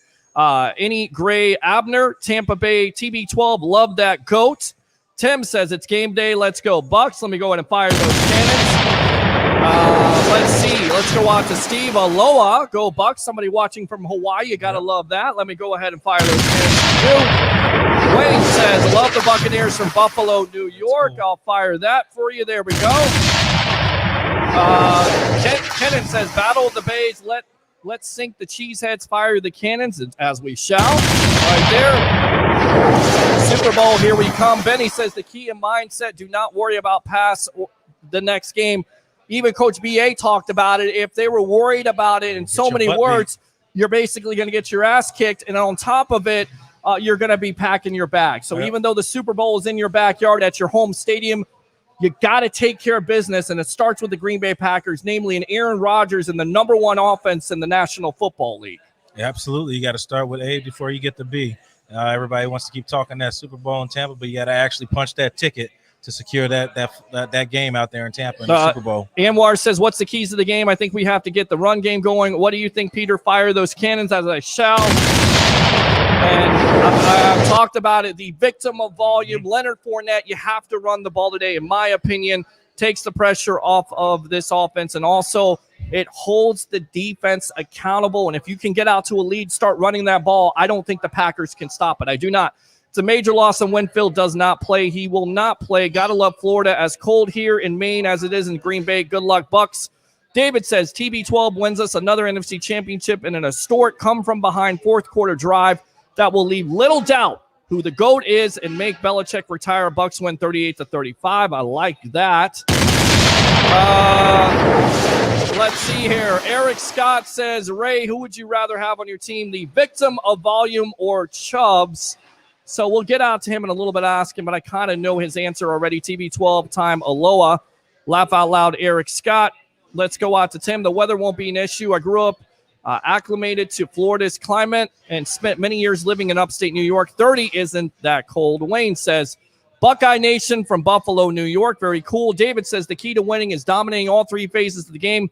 Complementary football, offense, defense, special teams working together. Good stuff. I like it. Misador says Gronk hits 100 yards today. Steve says Gronk is a beast. Eric says Winfield ruled out. No. Eric Scott upset. A lot of people upset. Winfield will not play. Just announced. We announced that. No. No. Pam says Winfield is a game-time decision. He's not playing. Who is Winfield? Antoine Winfield Jr. Packers are a weak team against the run. We should kill them. Eric Scott, seriously. Matthew, laugh out loud. Just playing me. Sador says Mike Edwards will get a pick. Keep watching. You can. Winfield is in Clearwater Beach. No confirmation of that. I don't think that's true at all. In fact, I saw him on the field there. Well, Winfield is a loss. That's too bad. Let's see. Matthew says, I took the Bucs to win. No point. Should I have done that? I don't know why you're saying that. Big blow, no Winfield. David says, let's go Bucs. Matthew says, I might have to pull out no Winfield and Brown. Let's go defenses, Mike Cooper. Matthew says, might have to not bet on this game. Pam says, I hope this both back today 12 punch works well. They use both backs today. I agree with you on that. Any thoughts? Yeah, the 1-2 punch. Any thoughts about this? What do you all think? Yeah, the 1-2 punch, we've talked about it. Our defense, like the rest of the season, will win this game, giving the offense opportunities to score. Steve says a will route will work with their pass rush. They will blitz, run them pass, go Bucs. David says, who did Harry the Greek pick to win this game? I missed the pick. We haven't given those picks yet. Not sure. It wasn't on here then. We give the picks and the predictions before the 3 o'clock game. The Packers defense has a soft spot up the seam and over in the middle. Watch for Gronk and break. Misador says, we need to run enough to keep play action viable. Let's keep on reading these comments, and then we'll get out to Deshaun Tisdale and get the guys back on. Winfield Jr. loss is a dagger, in my opinion. Brutal loss. Anwar says Winfield is out. They're saying it now. Anwar again. Javon Hagan will start. I didn't hear that. I heard Mike Edwards will start. Mike Edwards, step up, please. Tim says Double V is going to be fired up. His first game back. He's playing in the NFC Championship game. We're going to get huge pushes in the middle. Pressure, pressure, pressure. Discount double check won't help you today. Bucs 27-23 over the Packers, says Anwar. And we'll read the rest of these comments and get out to Deshaun. Let's go Bucs. Aloha. David says, too many big injuries, not liking our chances with Winfield and Brown out. Mikey says, Super Bowl or bust. Thank you very much, Mike. Let me go ahead and fire those cannons for you. LFG says, Johnny Dean. Go Bucks from Benton Harbor, Michigan. Go ahead and fire those cannons. Danielle says, Wayne watching from Florida. Very cool. Good luck, Bucks. Time to eat some cheese, baby. Absolutely. Mike E says, chili bowl or brats. Mike says, let's go Bucks. And Johnny Dean with the final comment. Devin White, the only player since 2000 with 10-plus tackles, an interception, a fumble recovery in a playoff game. No Pro Bowl. Ray Lewis, like, unbelievable there. Anwar, read that comment. Who gets more rushing yards, Rojo or Fournette, in your opinion, Blake Anthony? I'd say rushing goes to Rojo, receiving goes to Fournette. I think you're right about that. Let me go out to Deshaun Tisdale here. We'll get him back on really quick. And then we'll also go out to the guys, Harry the Greek, my professional handicapper, Mr. Tampa Bay, Ray Kennedy. Deshaun, welcome to the evolution of Sports Talk Television. And, of course, the breaking news of the day, no Antoine Winfield Jr. How much of a loss is it to that back end, in your opinion? Well, hey, guys, how is it going? Well, I think, no Winfield Jr. I think I think it'll be a marginal loss because we've been getting the rotation in here.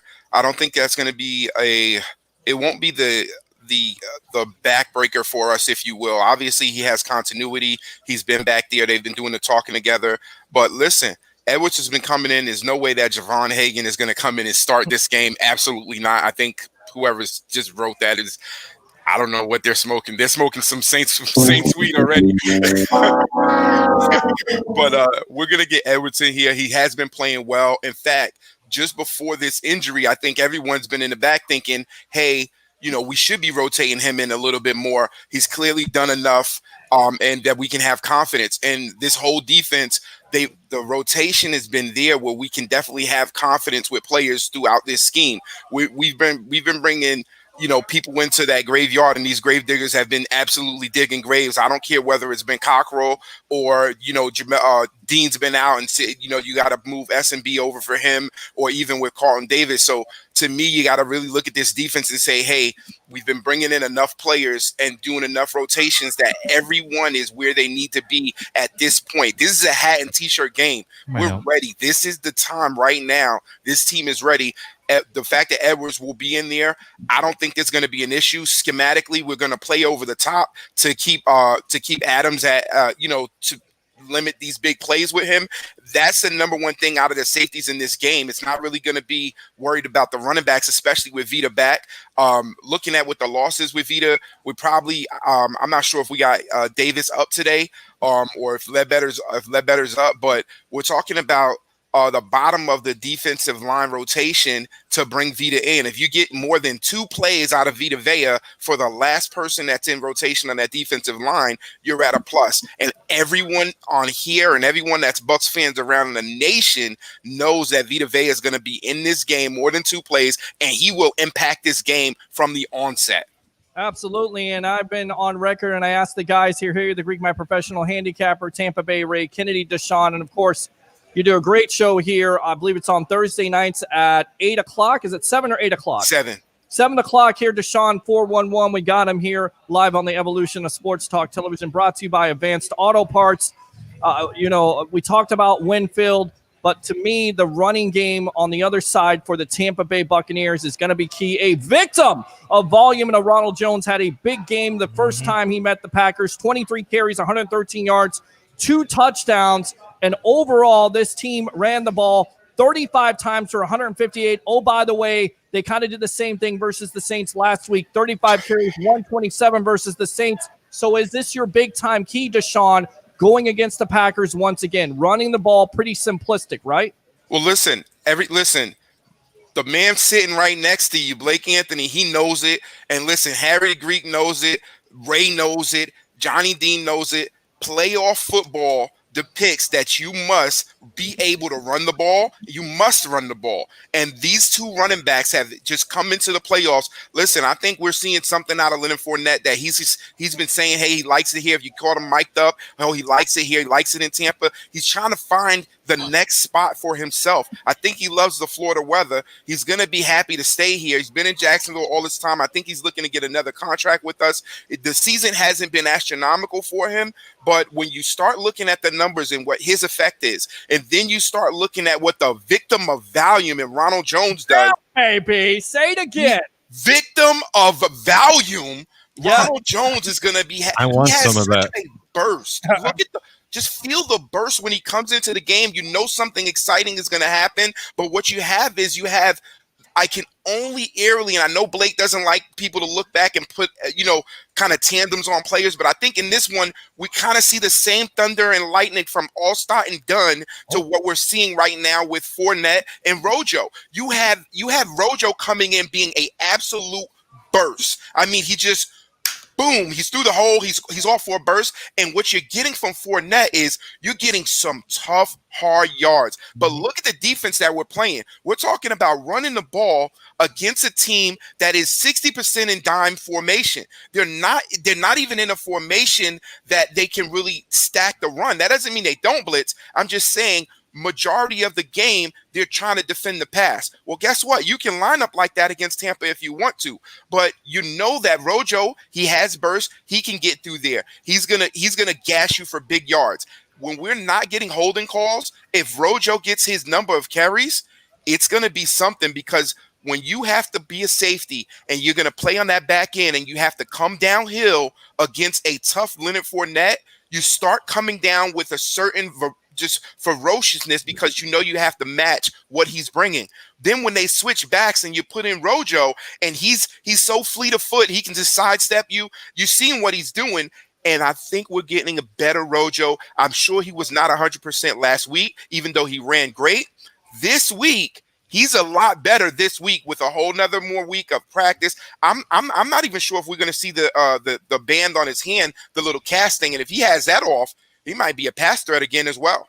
Yeah, no, Deshaun, I was going to say, Peter, Deshaun, I'm so glad you and you bring it. You always bring it, brother. I'm so glad you put words to it, because you know what? When you look at the Fournette and Rojo mix, and you say Thunder and Lightning or WD-40, and you make the comparisons back, because we know Mike Allstott. He's the coach of the Northside Mustangs. He's a great guy, great community guy. And how many years his soft hands out of the backfield, and we saw that with Fournette last year. But I've ran into Mike in Publix, and I've been in line. The first time I met him in person, I was in line behind him at Publix and didn't realize it was him. He's not a huge figure. And it's not like Leonard Fournette is 6'3" or carries that Derrick Henry size, but you're talking about the fact that difference between these two is Rojo hits that hole, like you said, Deshaun, quick and fast, and Fournette gives you those power yards and those hands out of the backfield. I just wanted to say, great, thank you. I've thought it, but great job putting words to thought about the Thunder and Lightning hit that the Buccaneers are riding now in the NFC Championship game today with Fournette and Rojo. And the reason why, guys, you run the ball is because you keep A-Rod off the field. Of course, Aaron Rodgers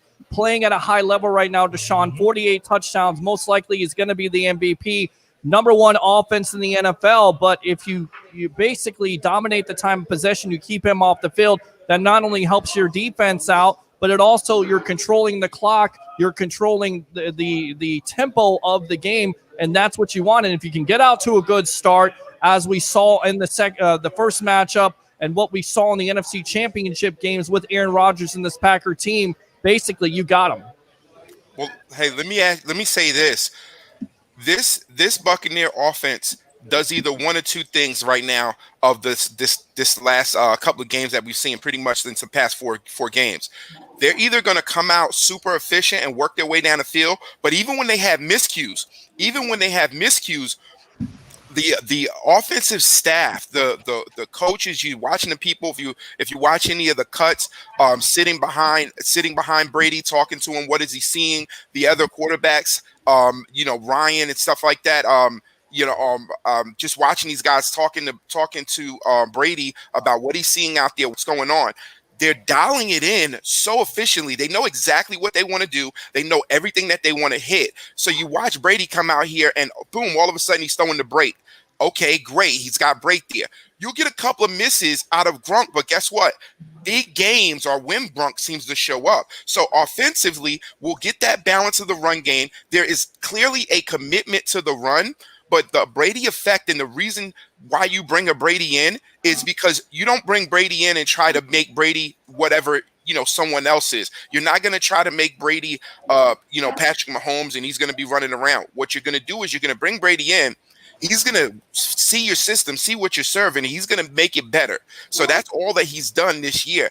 And I think offensively, we are going to run the ball enough. We'll have enough of the screen game that it'll be all easy for Brady, and he'll take his shots, dink and dunk. One of the key factors that people talk about is, hey, AB's not in this game. AB wasn't in the first game, so I'm not looking at it as a loss. AB wasn't in the first game. We talk about Scotty Miller. Scotty Miller's there to take the top off. I'm not hugely confident in Scotty Miller. A lot of times Brady puts him in absolute perfect positions, and he makes some catches in those positions, and I thank him for that. But when it comes to if it was a big time catch where there was a first down that was needed, I would absolutely at this point go with Tyler Johnson versus Scotty Miller for some of the mishaps that happens to him. The good thing about it is that we're not talking about a team that has Scotty Miller first or second. He's third and maybe even fourth when we come down to I need these plays. Listen, expect Mike Evans to get the ball this game. We're not talking about it, but it's time for Mike to get the ball. There's teams that just don't match up well with Mike on one-on-one basis. And guess what? Between that and the time right now for Chris Godwin to show out because he's been poop butting a little bit, it's 12 season today. Let's go. Yeah, no, I agree with you on that. And let me, we got, again, well, I had Harry the Greek, but we got Tampa Bay Ray Kennedy. You got Deshaun Tisdale of the 411. Yours truly here along with Mr. Blake Anthony. Again, I'm your host, Peter Blake, giving you something to think about. We kind of talked about it. More pressure. Is it more pressure on the Tampa Bay Buccaneers than Tom Brady, or is the pressure on an Aaron Rodgers playing at an MVP type of level, 1-3 in NFC championship games, and finally he has a home game in this championship game? Who's the pressure lie on, in your opinion, Deshaun? Is it Brady or is it Rodgers? Listen, pressure right now to me is on Aaron Rodgers. Pressure's on the Packers. Pressure's on Aaron Rodgers. There's no pressure on – the only pressure that we have in Tampa is self-manifested pressure. We have the pressure to complete. Even as a fan right now, I said it before, and I'll just go outside and yell it if I need to, but guess what? This is the game that this team was set up for. We're set up to get to the NFC Championship this season. Well, we're here. Welcome to the table. You know, eat what you want. The food is set out in front of you. Let's go eat. We're here already where we're supposed to get to this season. All the people that we have, all the picks that we got, it was all to get to the NFC Championship game. Does that mean that this team doesn't want to go to the Super Bowl? Absolutely not. We want to go there. And everything seems to be falling in line for Tampa to get here. When we talk about pressure, pressure's on Aaron Rodgers. He's got to show up. He's got to listen.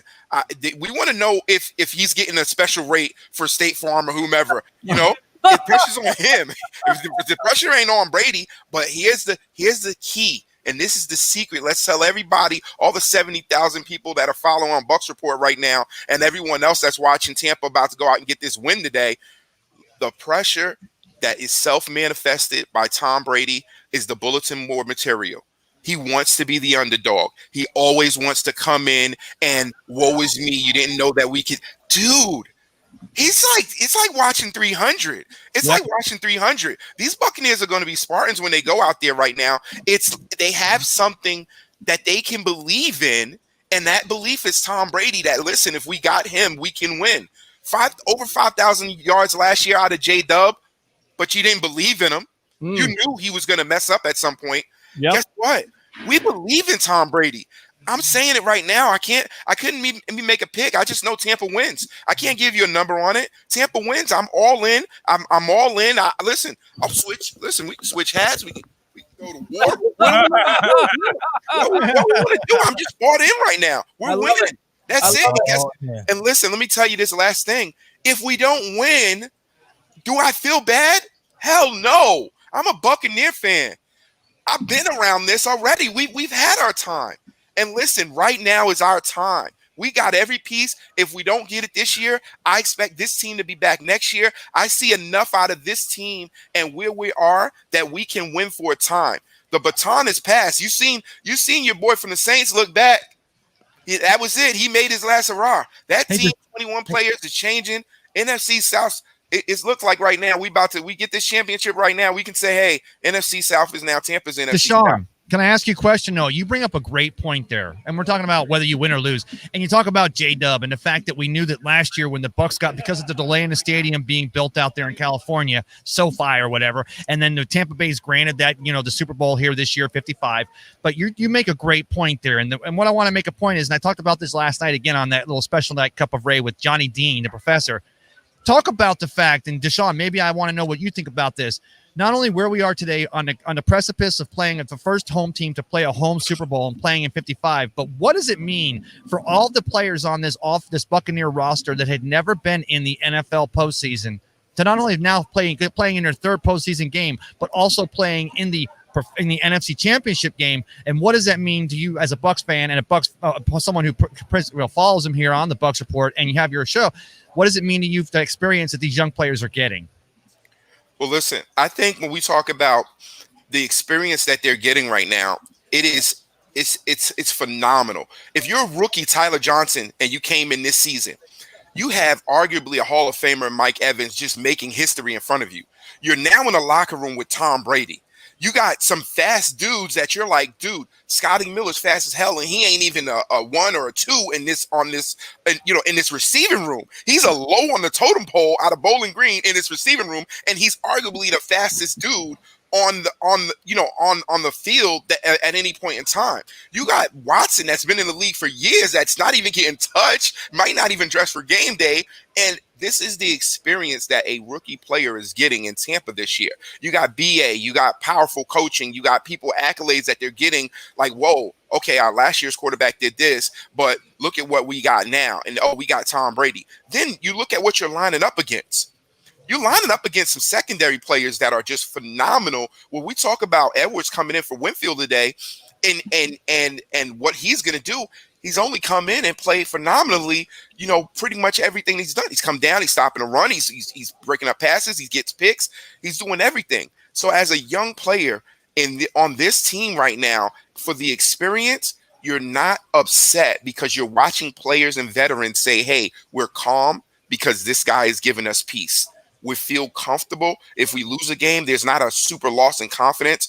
It's let's get back to what we do. Let's follow the process. So some of the Patriot way, I feel like, of what we've known to be the Patriot way, which is really just do your job, has come here. And that's sitting at the helm. And that's sitting at the helm with Brady. And I think as a rookie player, you're a Tampa, you're Levante David, you haven't been here before. In your whole career, you've played phenomenally for the Bucs. You have all kinds of accolades because you're in a small market team in Tampa and people don't always watch you. You are getting snubbed. You've been getting snubbed your entire career. When you get a chance to get to the front of the line, to get on stage, you are going to show your natural you-know-what. Absolutely, and he shows his natural you-know-what on Thursday nights at 7 o'clock. Go ahead and promote your show, Mr. Deshaun Tisdale. Hey guys, it's highly anticipated and long awaited. It's been a long time coming, guys. I'm literally on my last day of COVID today. I had COVID, and I was just dealing with it and just working with it. My entire family, in fact. I appreciate everyone here at Bucs Report, all your well wishes. But this Thursday, first show, check me out, 7 p.m. right here, bringing it all that energy, everything else. We're going to be talking about Bucs playing home game in the Super Bowl. Let's go Thursday. Check me out, Deshaun's 411, right here on Bucs Report. And you got to say it again for me. What's Ronald Jones again? Say it. Oh, he's absolutely the victim of Valium. All right, I love it. There you go. Valium. I need some of that right now. Shut up and be quiet. The victim of volume, Deshaun Tisdale. Thanks a lot. Deshaun always brings it. Appreciate you, all right? No problem, guys. I'll check back in with you guys. Let's go get it today. Fire those cannons. All right. Take care, DT. We absolutely will do that. Let me go ahead and fire those cannons there. Guys, I'm gonna put Harry and Ray back in the lobby. Let's go out to the winning angle. So stand by, guys. And let's go out to the winning angle, your angle on how to beat the Green Bay Packers. Preview of this. Yeah, I just looked at some tendencies that they like to do the past couple of weeks and what Aaron Rodgers wants to do with the ball. And hopefully Ty Bowles and the defense, even with Mike Edwards back there, can see the same thing. All right, here we go. The winning angle of our own Blake Anthony of Sports Talk 49 here on the Evolution Sports Talk Television, brought to you by Advanced Auto Parts. Enjoy.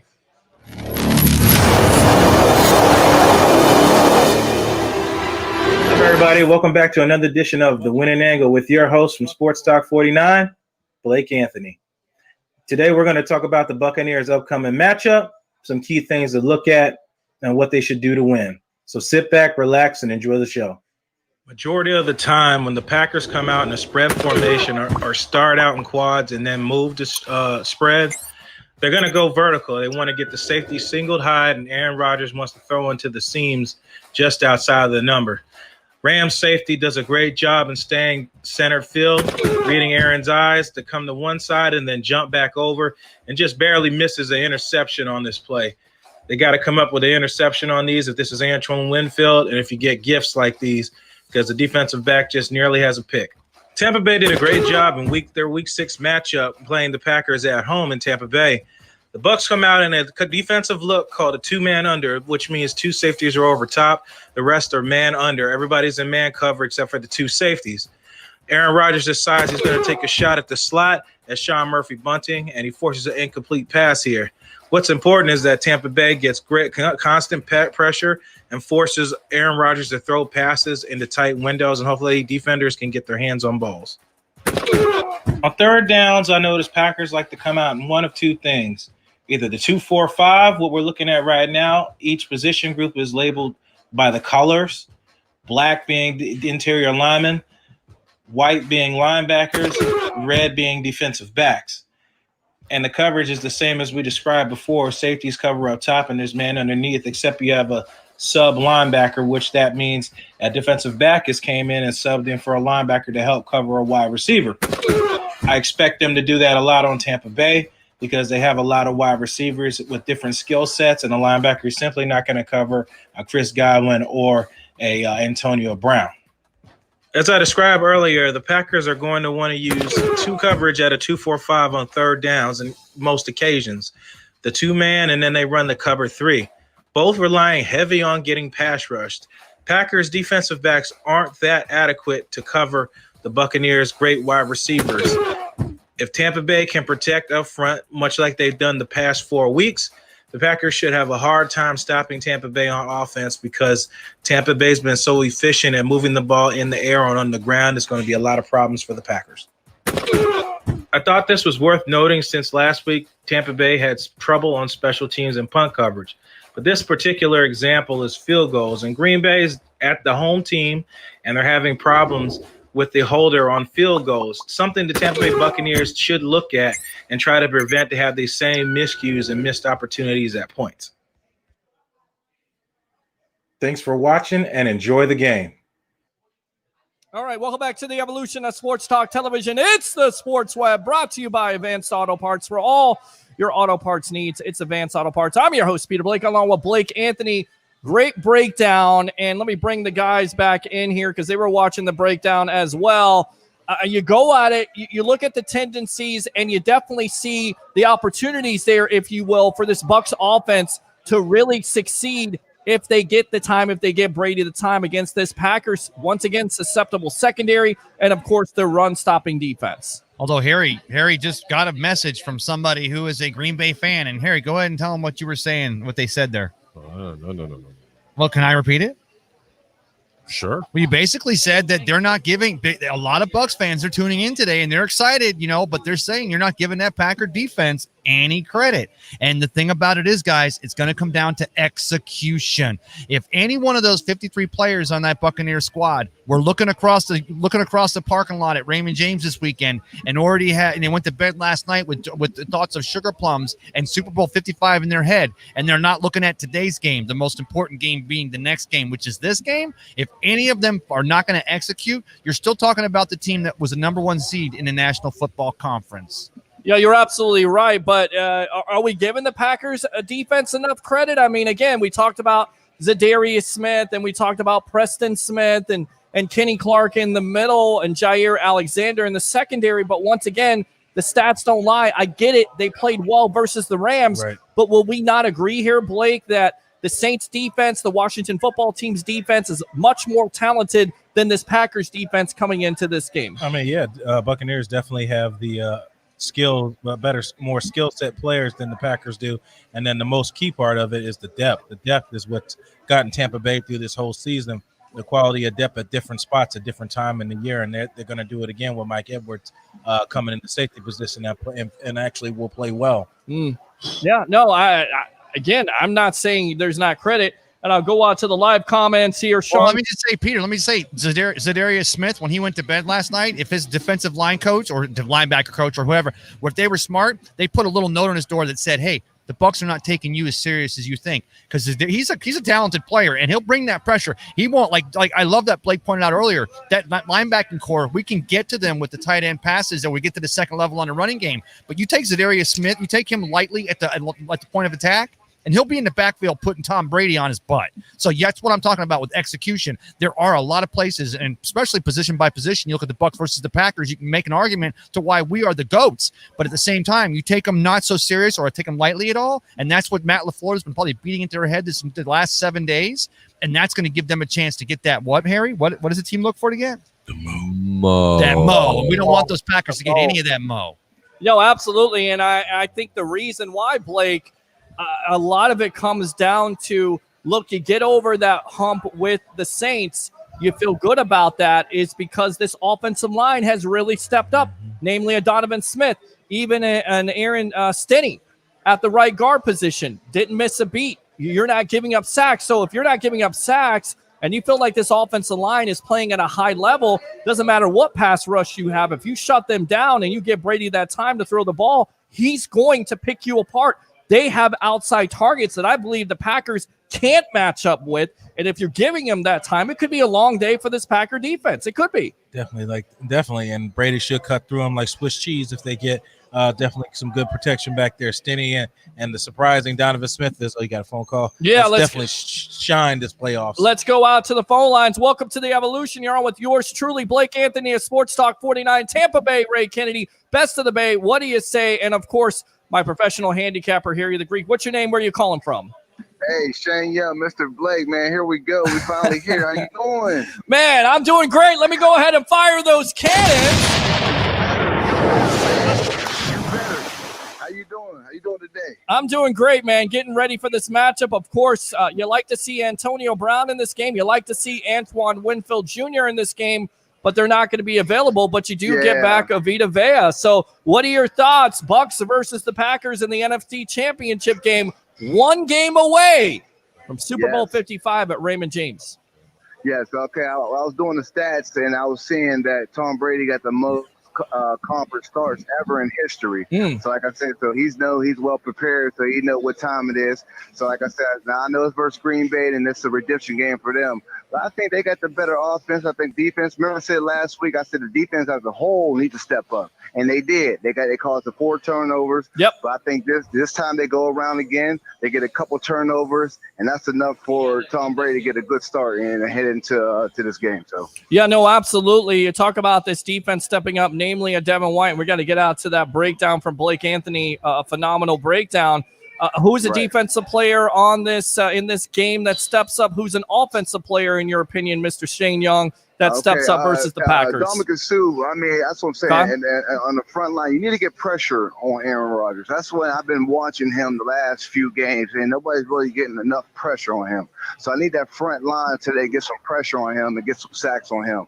But on the offensive side, once again, I mean, you got to go. Mike Evans, because Antonio not being there, Mike Evans got to step up today. I need at least about 7-8 receptions from him though to make a difference in this game. So. Yeah, I mean, again, only 199 yards of passing. They ran the ball last week. That would be this Bucs offense. I mean, he's out. So Scotty Miller, Tyler Johnson got to step up. And to me, it's a Chris Godwin type of day. If you're going to double on Mike Evans, which I could certainly see, I think Godwin is the weapon that steps up. Okay. Much has been made about him dropping passes. I think he's the guy you bet on today, Harry the Greek, although you don't necessarily agree with me on it.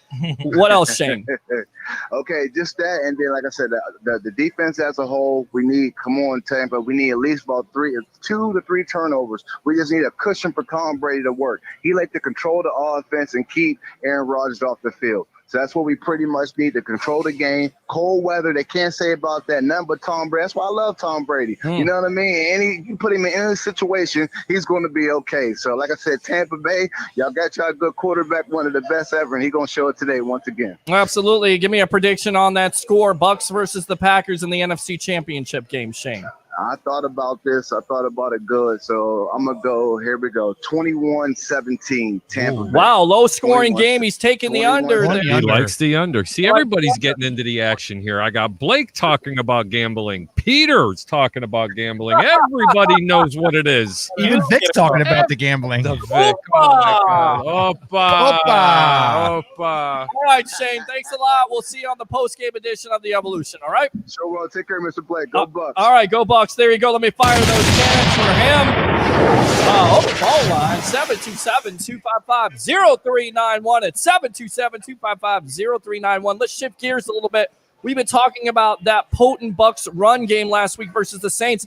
Let's talk about Green Bay's running game. You have an Aaron Jones, 14 carries for 99 yards versus a very, very good run defense of the LA Rams. You have Jamal Williams, 12 carries for 65 yards. A.J. Dillon, your boy out of Boston College, 6 carries for 27. So with Vita Vea coming back, and we know the prowess, Leo Word, I think it's a Leo Word, against another big word. Yes, the rushing offense. Is there any concern here, boys, about this defense stopping that Packers run defense now with that run offense, with that three-headed monster? Well, let me ask you, are we comparing the Rams offense last week versus the Packers with the injuries they have, right? And give it hats off to the Rams for still making it to Green Bay last weekend against, other than Antonio Brown, a pretty healthy Buccaneers offense ran by Tom Brady. So, I mean, we're looking at that running game. We know what the keys to this game for the Buccaneers are. Not let the Packers get there. You let any team get a running game going, and then especially the Packers, because their offense and that LaFleur offense is so predicated upon a play action. You let that rushing game start, and that's when you start giving yourself headaches. So, I mean, that's what my point is when you ask that question about how the Packers are versus that run versus last week when they're playing against the Rams and the problems the Rams were having going into that game. The Rams defense was the only chance that they literally had of having any chance to beat the Packers last week. And even that kind of almost held true like through the first quarter. I agree, but the question was, is there any concern for Tampa's defense to slow down or have problems with Green Bay's running game? There was a question? Correct? There was a question? That was the question, right? Sorry. Yes, Harry is correct. Ray, thanks a lot for listening. Sorry, Pete. That's all right, Harry, go ahead. I want to add my 2 cents in there. Yes, there's going to be a little bit of a struggle with it because Tampa's, Green Bay, yes, they play a really good play action game. That's Aaron Rodgers under center. Tampa is going to play a very soft zone in this game. So Aaron Rodgers isn't a dummy. Neither is LaFleur. They called a really good game. They're the number 1 seed for a reason. And yes, they can run the football. If they have too much success with it, it could spell a lot of problems for Tampa in this game. But I honestly think that Tampa is just going to be able to outrun them, running back for running back. But as far as the defense is concerned, don't be surprised you give up over 100 yards to a couple of running backs. But don't break. But just don't be surprised that the Tampa's defense is going to give up over 100 yards. I mean, would we be disappointed with a bend but don't break defensive performance against the Packers? We're in their place, the number 1 seed. Why not? That's what I've been calling for, and that's what I said they're going to do. It's going to be a bend, but don't break. But as far as running, they're going to have some success. Sorry, Peter, go for it. No, that's okay, Harry. I wanted you to finish your point. Going back to that first matchup versus the Green Bay Packers where the Bucs win 38-10, you saw some zone there. Is that where you think they go? How did they change it up? Because they really absolutely got after an Aaron Rodgers, 5 sacks, 2 interceptions, including a pick 6 to the house for Jamel Dean. Blake Anthony, you're Todd Bowles at this point. How do you do the job versus the number 1 offense in the NFL, in your opinion? Keep doing what's been working for you. You mix up your coverages depending on what they want to do at certain situations, and you go by that. Bowles has been doing a good job, Huntsford, mixing up the coverages between zone and man and getting to the quarterback, especially getting Vea back. Devin White is fully charged. I expect to see some blitzes coming in the middle. I'm just interested to see if Mike Edwards are going to be blitzing off the edge, much like Antoine Winfield was this season. So I'm interested to see what happens with that. But I expect the full dose of Jordan Whitehead. So I expect to see man and blitz this game. Man and blitz. Do we have confidence, gentlemen, that this back end, with what they showed against the Saints, can do the same thing with being aggressive with these wide receivers, namely a Devontae Adams, Alan Lazard, of course, Marquez Valdez-Scantling out of USF, a Tanyan.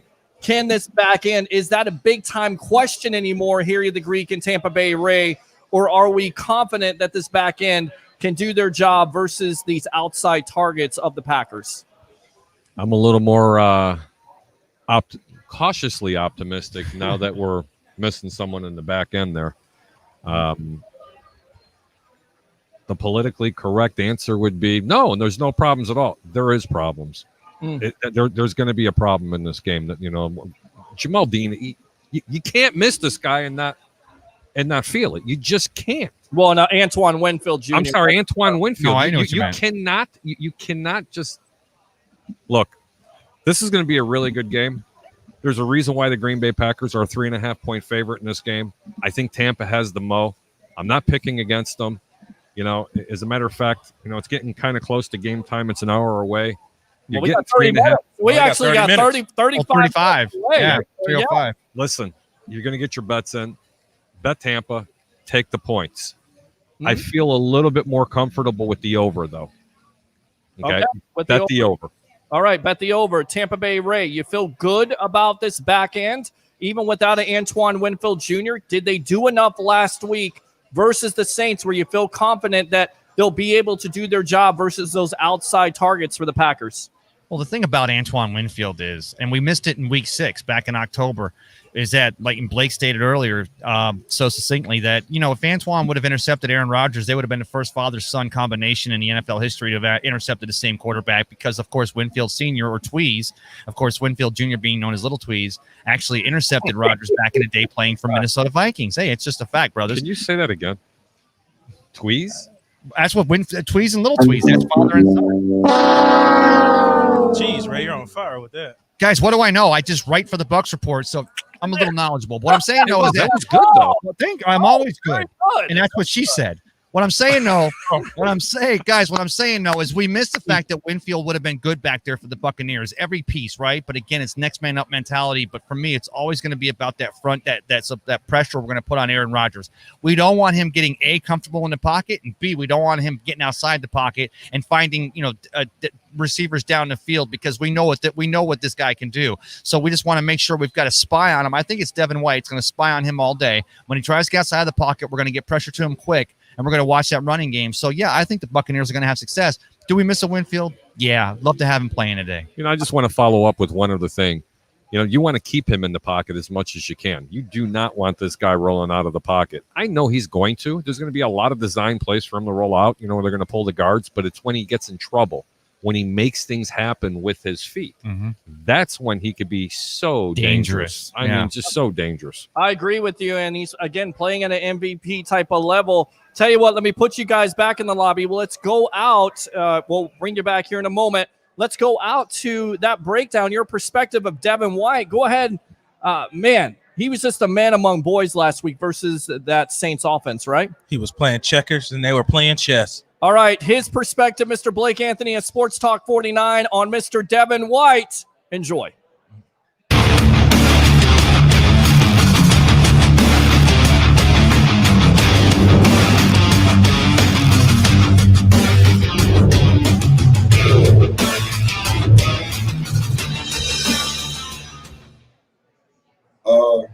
I mean, we had to look ourselves in the mirror, and, you know, we just had to challenge ourselves on who we wanted to be. You know, everybody always asks what was our identity. And, you know, we didn't have an answer. But Coach BA, he had an answer. He said we're going to find a way to win the game. And that was the best thing that I ever heard. Want to come back and show in a game coming back from COVID list? Let's highlight Devin White right here and check out what he does the first play of the game. Talking about setting the tone right here. This is a linebacker's delight. Devin White has the A gap to our left, his right, and let's check out what he does on this zone play right here. All offensive linemen are shuffling left. At this moment, Devin White sees the guy cutting back across the screen and knows where the ball is going. This gap right to his left, gets over the center and lays the lumber on Alvin Kamara for a no game. Way to start the game, Mr. White. Sheriff White, your deputies missed you. Kevin Minter did a great job filling in for Devin White. But you cannot replace Devin White's speed. This play indicates how fast Devin White is, his reading, processing plays, and what his speed does for the run game for this team. As you can see here, it's another zone to the left. Offense is right. Devin White is all the way as furthest you can be. Devin White gets on his horse, Daisy May, and is riding that all the way outside to Alvin Kamara. At this point, Alvin sees him.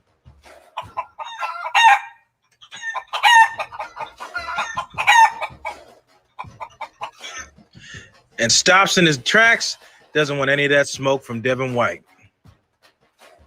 Ah, my favorite. Devin White's INT, first of the year. What can I say? Drew Brees is feeling the pressure from the backside, which forces Brees to get rid of this ball faster than he wanted to. Devin White, studying that game tape, knew where he wanted to go was to Alvin Kamara, and sat himself in a position where he could get to all three receivers. See where Devin White positions himself? He can get to all three receivers. Brees probably should have threw it to the drag, forces the ball to Kamara, and you know the rest. Thank you. Appreciate that, dog. Going the other way. Devin White's running down on the sideline like a Mack truck. Mike Allstott, move. Get out the way. Get out the way. Get out the way. Devin White running down the sideline like he was recruited back in the day to be an LSU running back, switch to linebacker. Devin White gets this game-sealing interception, and you know the rest. Bucs win.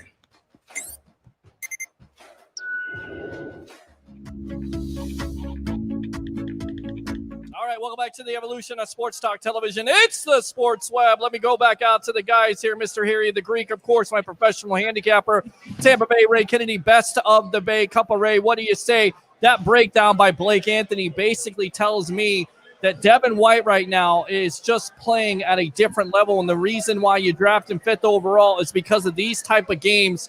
In your opinion, gentlemen, do you believe that he can have that same type of game versus this Packer offense? Without a doubt. I believe so. I mean, I agree. This kid's high motor, and I love what I hear about talking. We see with him every time we see that Devin's mic'd up. He talks some trash. I mean, this guy talks as much trash as fast as he does run the field from sideline to sideline. Is he any different from any other really, really good linebacker?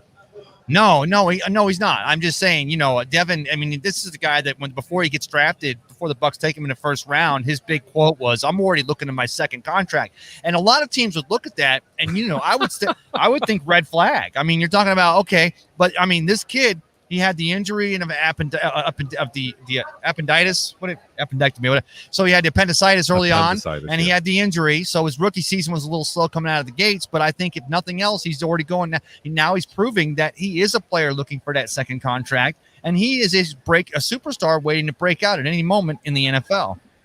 I agree.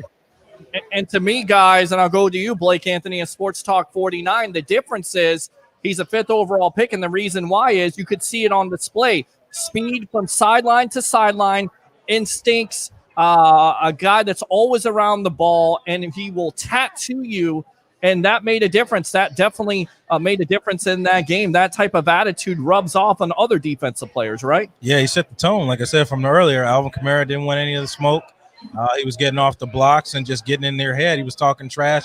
He was mic'd up, so he was in their head, talking to him the whole game, and he just absolutely did whatever was necessary to help this team. Yeah, we got some webheads in the building. I think we got Ron in the building. He's in the background. We'll get some guys on here. But yeah, I mean, to me, that could be a game-changing player today with the loss of a Winfield. Of course, Mike Edwards has to step up, but to me, Devin White and Levante David, especially guys, Levante David, let's talk about that. Here's a player that's been on many losing teams with the Tampa Bay Buccaneers and still playing at a high level. Could you see him standing out today for this defense? And here's the reason why, when there was that Mike Smith, the dumpster of a fire defense, and Dirk Cotter and even Jameis Winston with the turnover machine that was JW3, we still knew the potential this defense had, and it was because of that stalwart. It wasn't so much McCoy on a defensive line, and he was a quiet storm, right? He was a quiet leader, but it was that Levante David and the veteran leadership he brought inside. Literally, the reason why the Buccaneers are in the NFC Championship game, they may not show up every week. They may not be the leading stars. They may not get their moments on SportsCenter. But don't make no doubt about it. It's because of your inside linebackers, Levante David and Devin White, that are allowing your JPP and your Shaq Barrett to get pressure from the outside. And now you got Vita Vea back in that 3-4 defense. That's the reason why we still want to be worried about today's game. We still want to not look past the Green Bay Packers.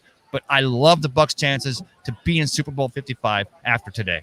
All right, I tell you what, let me put you back in the lobby here. We're going to go out to Tom Brady's comments here on we're doing a live show here. Let's go out to Tom Brady and his comments on not only facing an Aaron Rodgers, but also what the Bucs have to do to win this game on the Evolution Sports Talk Television. Enjoy. You know, he basically does everything well. So he's got great command and experience. You know, leadership. Players are playing hard.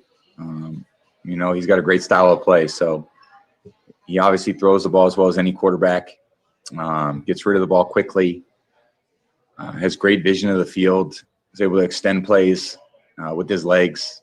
And, you know, it's a lot of explosive players he's got. So they got a great football team. And they got obviously a top scoring offense or a top offense, however you see it. And it's a big test. We're going to have to go up and play great football to beat them. Yeah, I think our coaches have done a great job keeping us focused on what, you know, we got to do. And again, it's I think everyone knows what's at stake. You know, you don't get to this point. You know, you don't win one game and get here. You gotta go through, excuse me, a whole process to do it. And our team's done that. Got through the regular season, put ourselves in a decent position, and again, won 2 road playoff games, and we got a chance to, you know, for 4 quarters of football to get back home to a home Super Bowl, which would be a pretty cool thing. So we worked hard this week. Still a lot of mental prep to go, and got to be at our best Sunday at, 3 o'clock. All right, welcome back to the Evolution of Sports Talk Television. It's the Sports Web, live at the Deck Bar and Grill in Isla de Sol. I'm your host, Peter Blake. Blake Anthony off there in the distance. We'll bring back the guys on here, have them talk about first these comments of, facing an Aaron Rodgers. Once again, Tom Brady playing at a high level, 40 touchdowns, 12 interceptions at 43 years old. What he's done has been unbelievable. And then on top of that, you look at what the Bucs have to do. Again, talking about it, a pretty cool thing to have your Super Bowl, be hosting it in your own stadium. This team definitely seems like they're focused and locked in, right? Yeah, and the funny thing is, Harry, is that going into, again, like I said, going into the season before last when Tampa Bay was awarded, because we had bid for this Super Bowl. We were in the running. We were one of the final 3 cities to host Super Bowl 55, but they drop it on SoFi and that $5 billion, new complex out there in LA that the Chargers and the Rams are sharing. But from the moment the Bucs are awarded this Super Bowl, everybody was kind of, and Peter, you and I have been doing this. We've been doing this thing for a few years. We were tongue in cheek, because we were still waiting for Jameis to break out. We still knew what Dirk Cotter was doing with that offense before Bruce Arians even got here. And we're like, we want to be in this game. And then, of course, in March, even after COVID starts being a thing and everything else is going south and sports all shut down, and the narrative is completely about let's just stay safe and stay healthy and do the socially responsible thing, we signed Tom Brady, and then all of a sudden we're like, there's something that could possibly happen here. And then, this Buccaneers team is sitting at 4-2, 7 games into the season, and there are still people like going, maybe the sky is falling. And then we still win 11 games, 11-5. Best season the Buccaneers have had in like forever, right? And then we get into the playoffs, and we go playoffs. I'm going to go ahead and keep saying that. Don't talk about playoffs. Love me some Jim Mora. Playoffs. The narrative has been this whole thing is the Super Bowl 55 was here. Wouldn't it be kind of a tongue? And even Harry alludes to the fact the NFL. And I've always tried to make an argument that in a COVID-19 world, we're getting vaccinated. We're getting to a safer place, and everybody keep out there, stay safe and stay healthy. Reach out to someone and let them know you care. That's how I usually do my thing. But the NFL, in a perfect world, You let the host city be the Super Bowl city, so you don't have 10,000 or 20,000 fans traveling to a city. Let Tampa Bay have their own thing. Let's do that swing right here. Let our freak Buccaneers flag fly. But I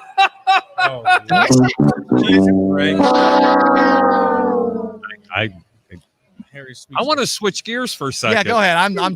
I'm spent. Switch gears. Let's go back to making some money. Who wants to win some money today? Oh, I'm game. Let's go. I got a really interesting line here, guys. It's a proposition bet. You can actually bet the total points for each team in the first half, over or under. Blake, I'm going to start with you. What do you think that line is? Go ahead, Blake. You said what? Say that again. How many points do you think the Tampa Bay Buccaneers are going to score in the first half? Oh, in the first half? First half. I say over 14. Over 14. Peter? I would say, I would say over 14 too. I would say actually 17. 17. I would say because Vegas wants you to lay some money down. I'm saying Vegas will lay the odds at maybe 10.5. It's at 10.5 right now. I was right on? You were right I on. had no idea. He's cheating. He's looking over my phone. I can't read your phone from You here. know I'm what? blind. Dennis Phillips is in the back room.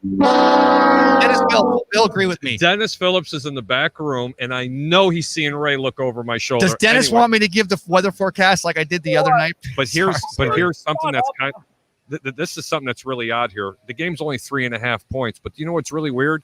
What's that? They have the Green Bay Packers over and under is 14 points in the first half, and Tampa's at 10.5 right now. That means that's a 4.5 point difference. So are they saying that Tampa's going to play better in the second half?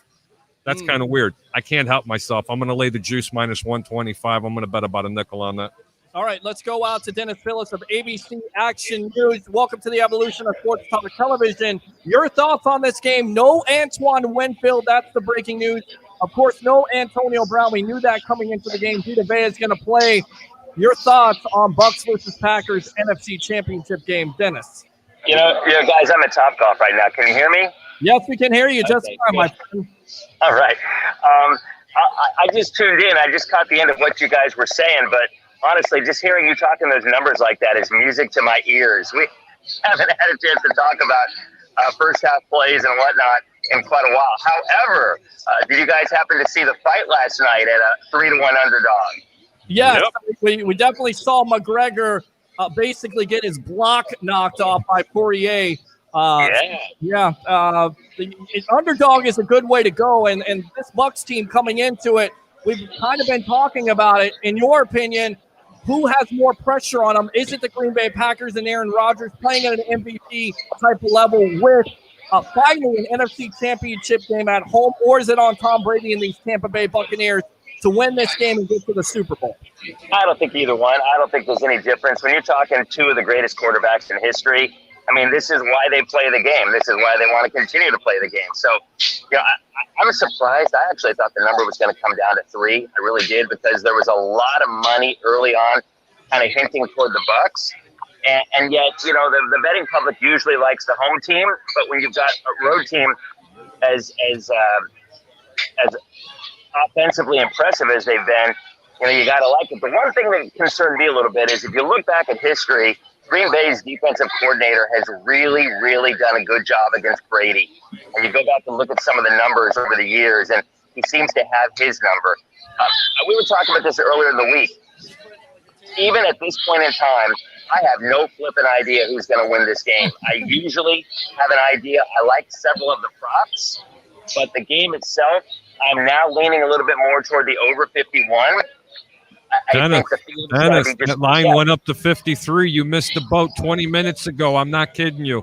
As soon as they announced the safety wasn't playing, let me get it right, Winfield, within 10 minutes, Dennis, that line went to 53. But keep talking. I'm going to check it up for you again.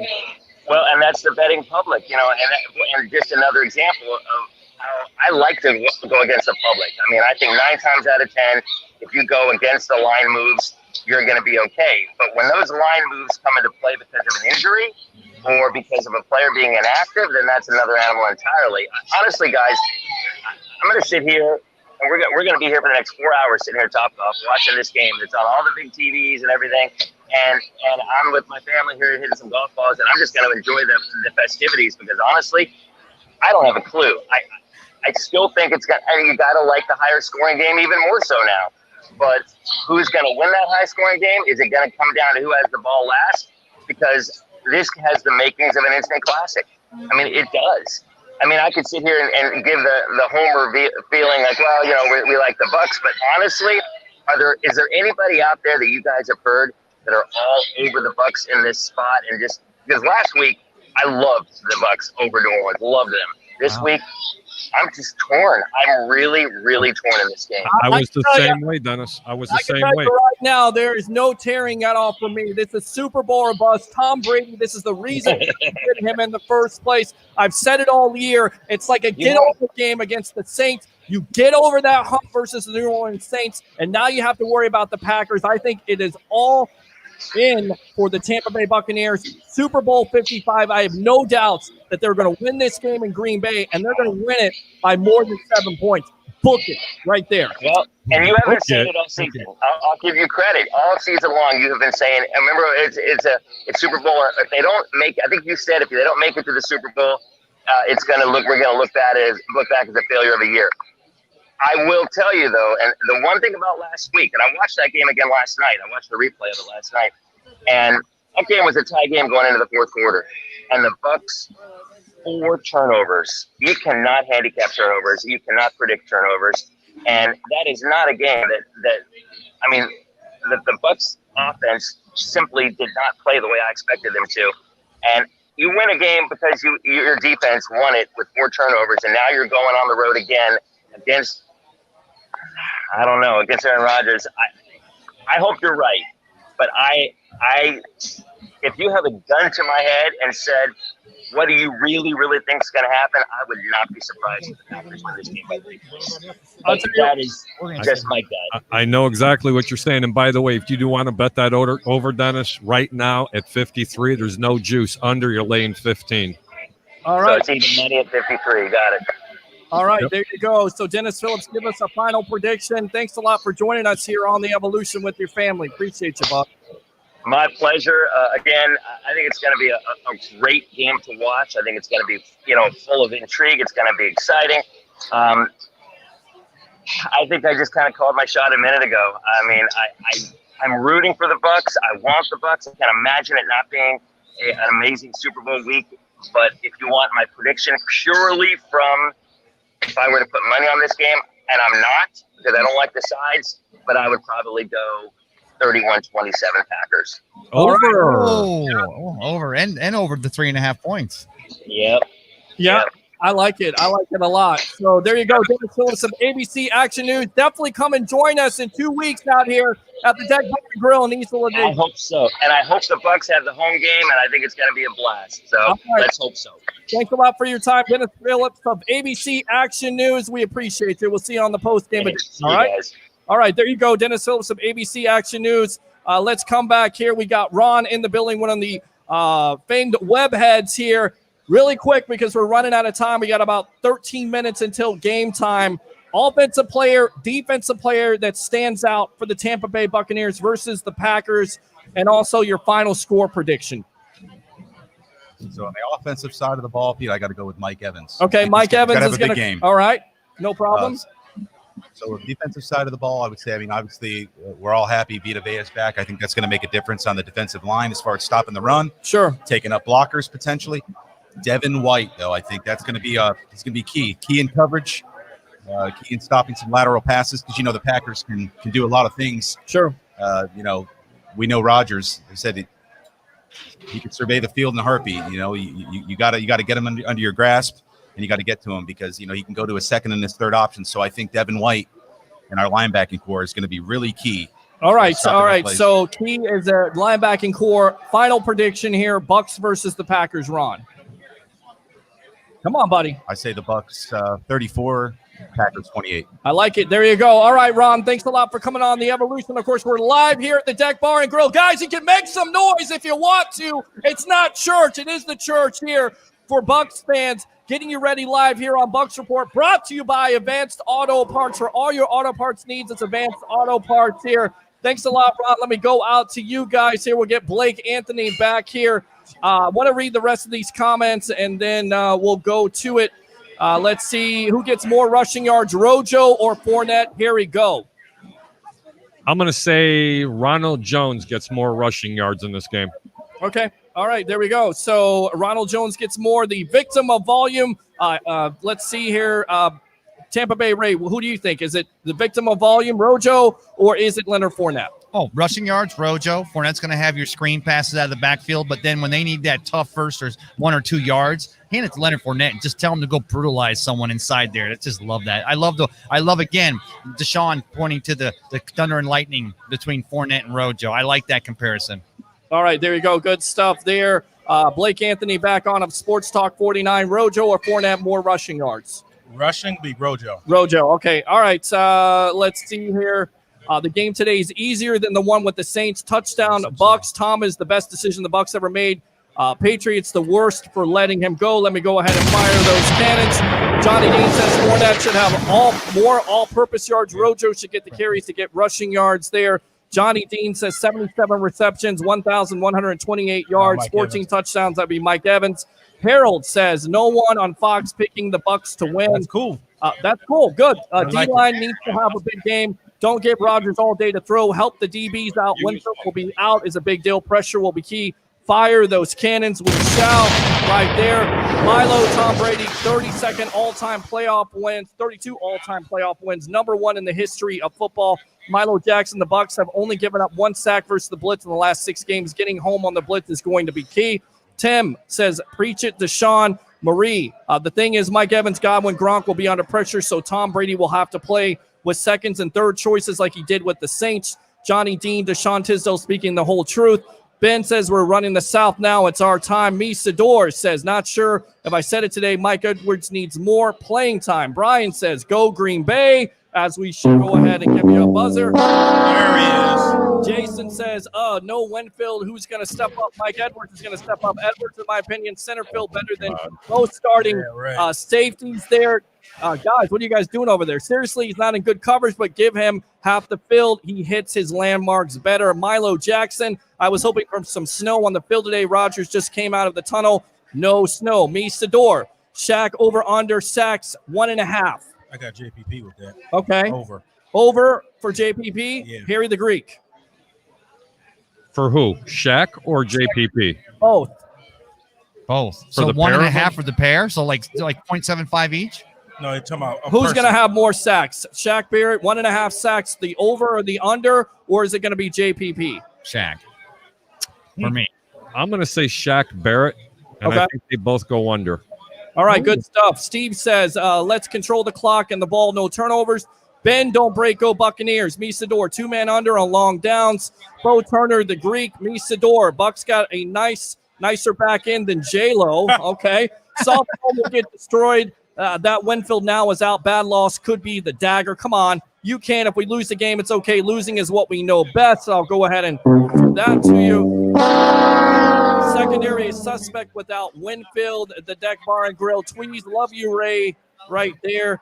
Steve says, D. White is a B, sideline to sideline. Glenn, firing the cannons in Delaware. We shall. B. Sador. Bea's going to let those linebackers eat. Rodgers, buffet is open. It's all the way. Eats Me Sador. Rojo gets 70 on the ground. Playoff Lenny gets 45 on the ground, 55 in the air. Tell you what, I want to read the rest of these comments, but I don't think I'm going to be able to go ahead. Nope. We'll try. Johnny Dean, I agree, thinking he gets 45 on the ground, at least 55 in the air. Rojo gets 70 on the ground. Meets the door again. My neighbors all know when Bucs win today to close their doors and blinds because I'm going streaking.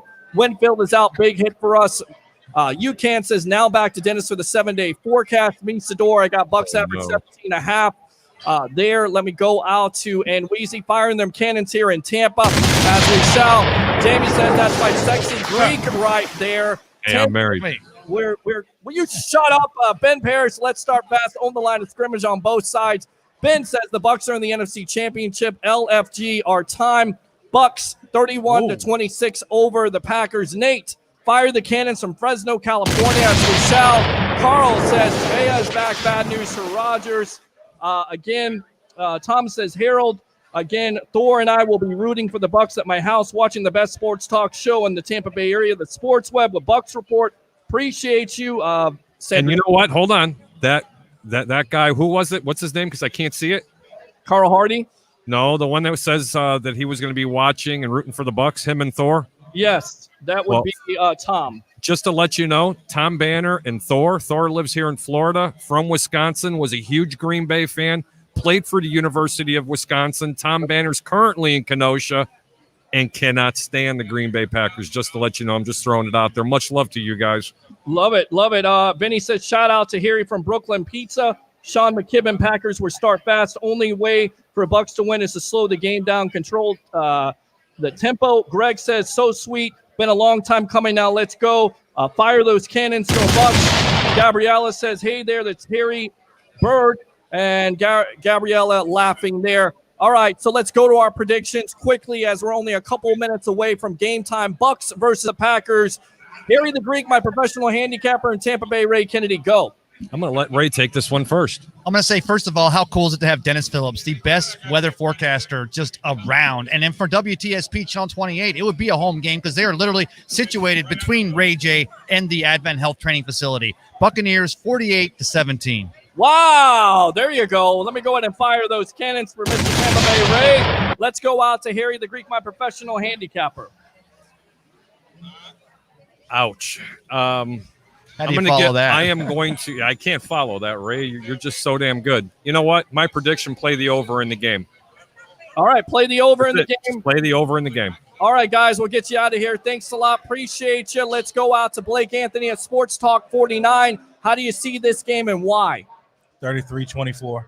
I like it a lot. I think I don't think the Bucs are going to win this game 35-20. And what's the reason? This is the reason why you get Tom Brady as a free agent.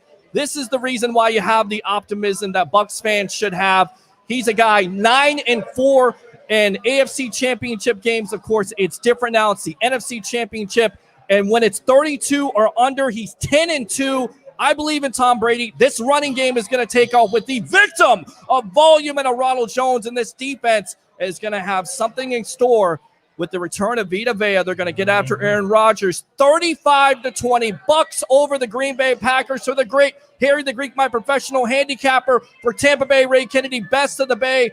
Cup of Ray, what do you say? For Blake Anthony at Sports Talk 49, I'm your host, Peter Blake. Enjoy the game. Giving you something to think about on tonight's show. Bring your passion, bring your excitement. Just don't bring any nonsense.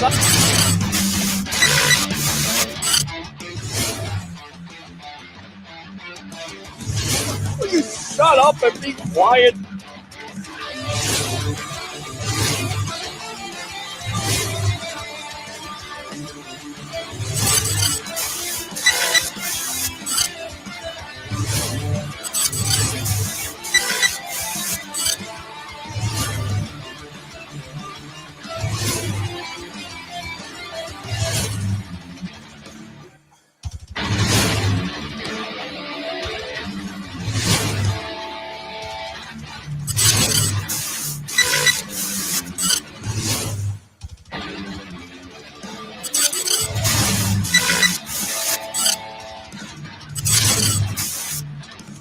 Here we are in the NFC Championship game. I can't wait till toe hits leather, and I can't wait to see Tom Brady battle Aaron Rodgers. These are two of the greatest quarterbacks of all time playing at the biggest moment of this season. And we have to cherish this. We have to relish this. In a way, right, it's the matchup we all want to see, the greatest of all time, perhaps against the greatest of his generation.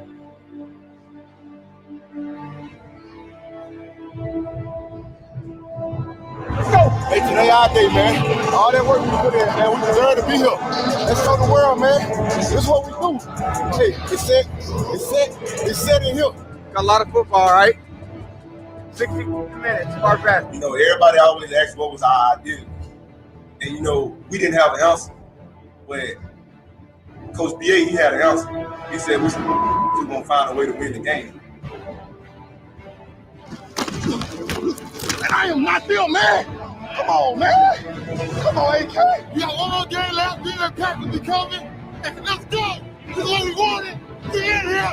Let's go. Brady dropping, throwing, caught ball. Chris Godwin, touchdown, Tampa Bay.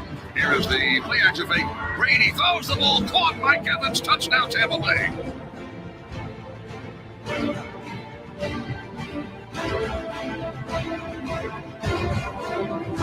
I'm gonna put the dagger in him.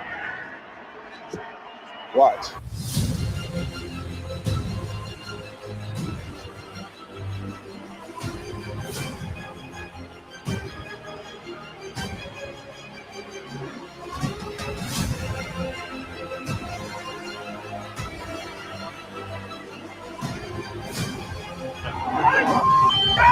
Oh, we're gonna fight! We're gonna lay down!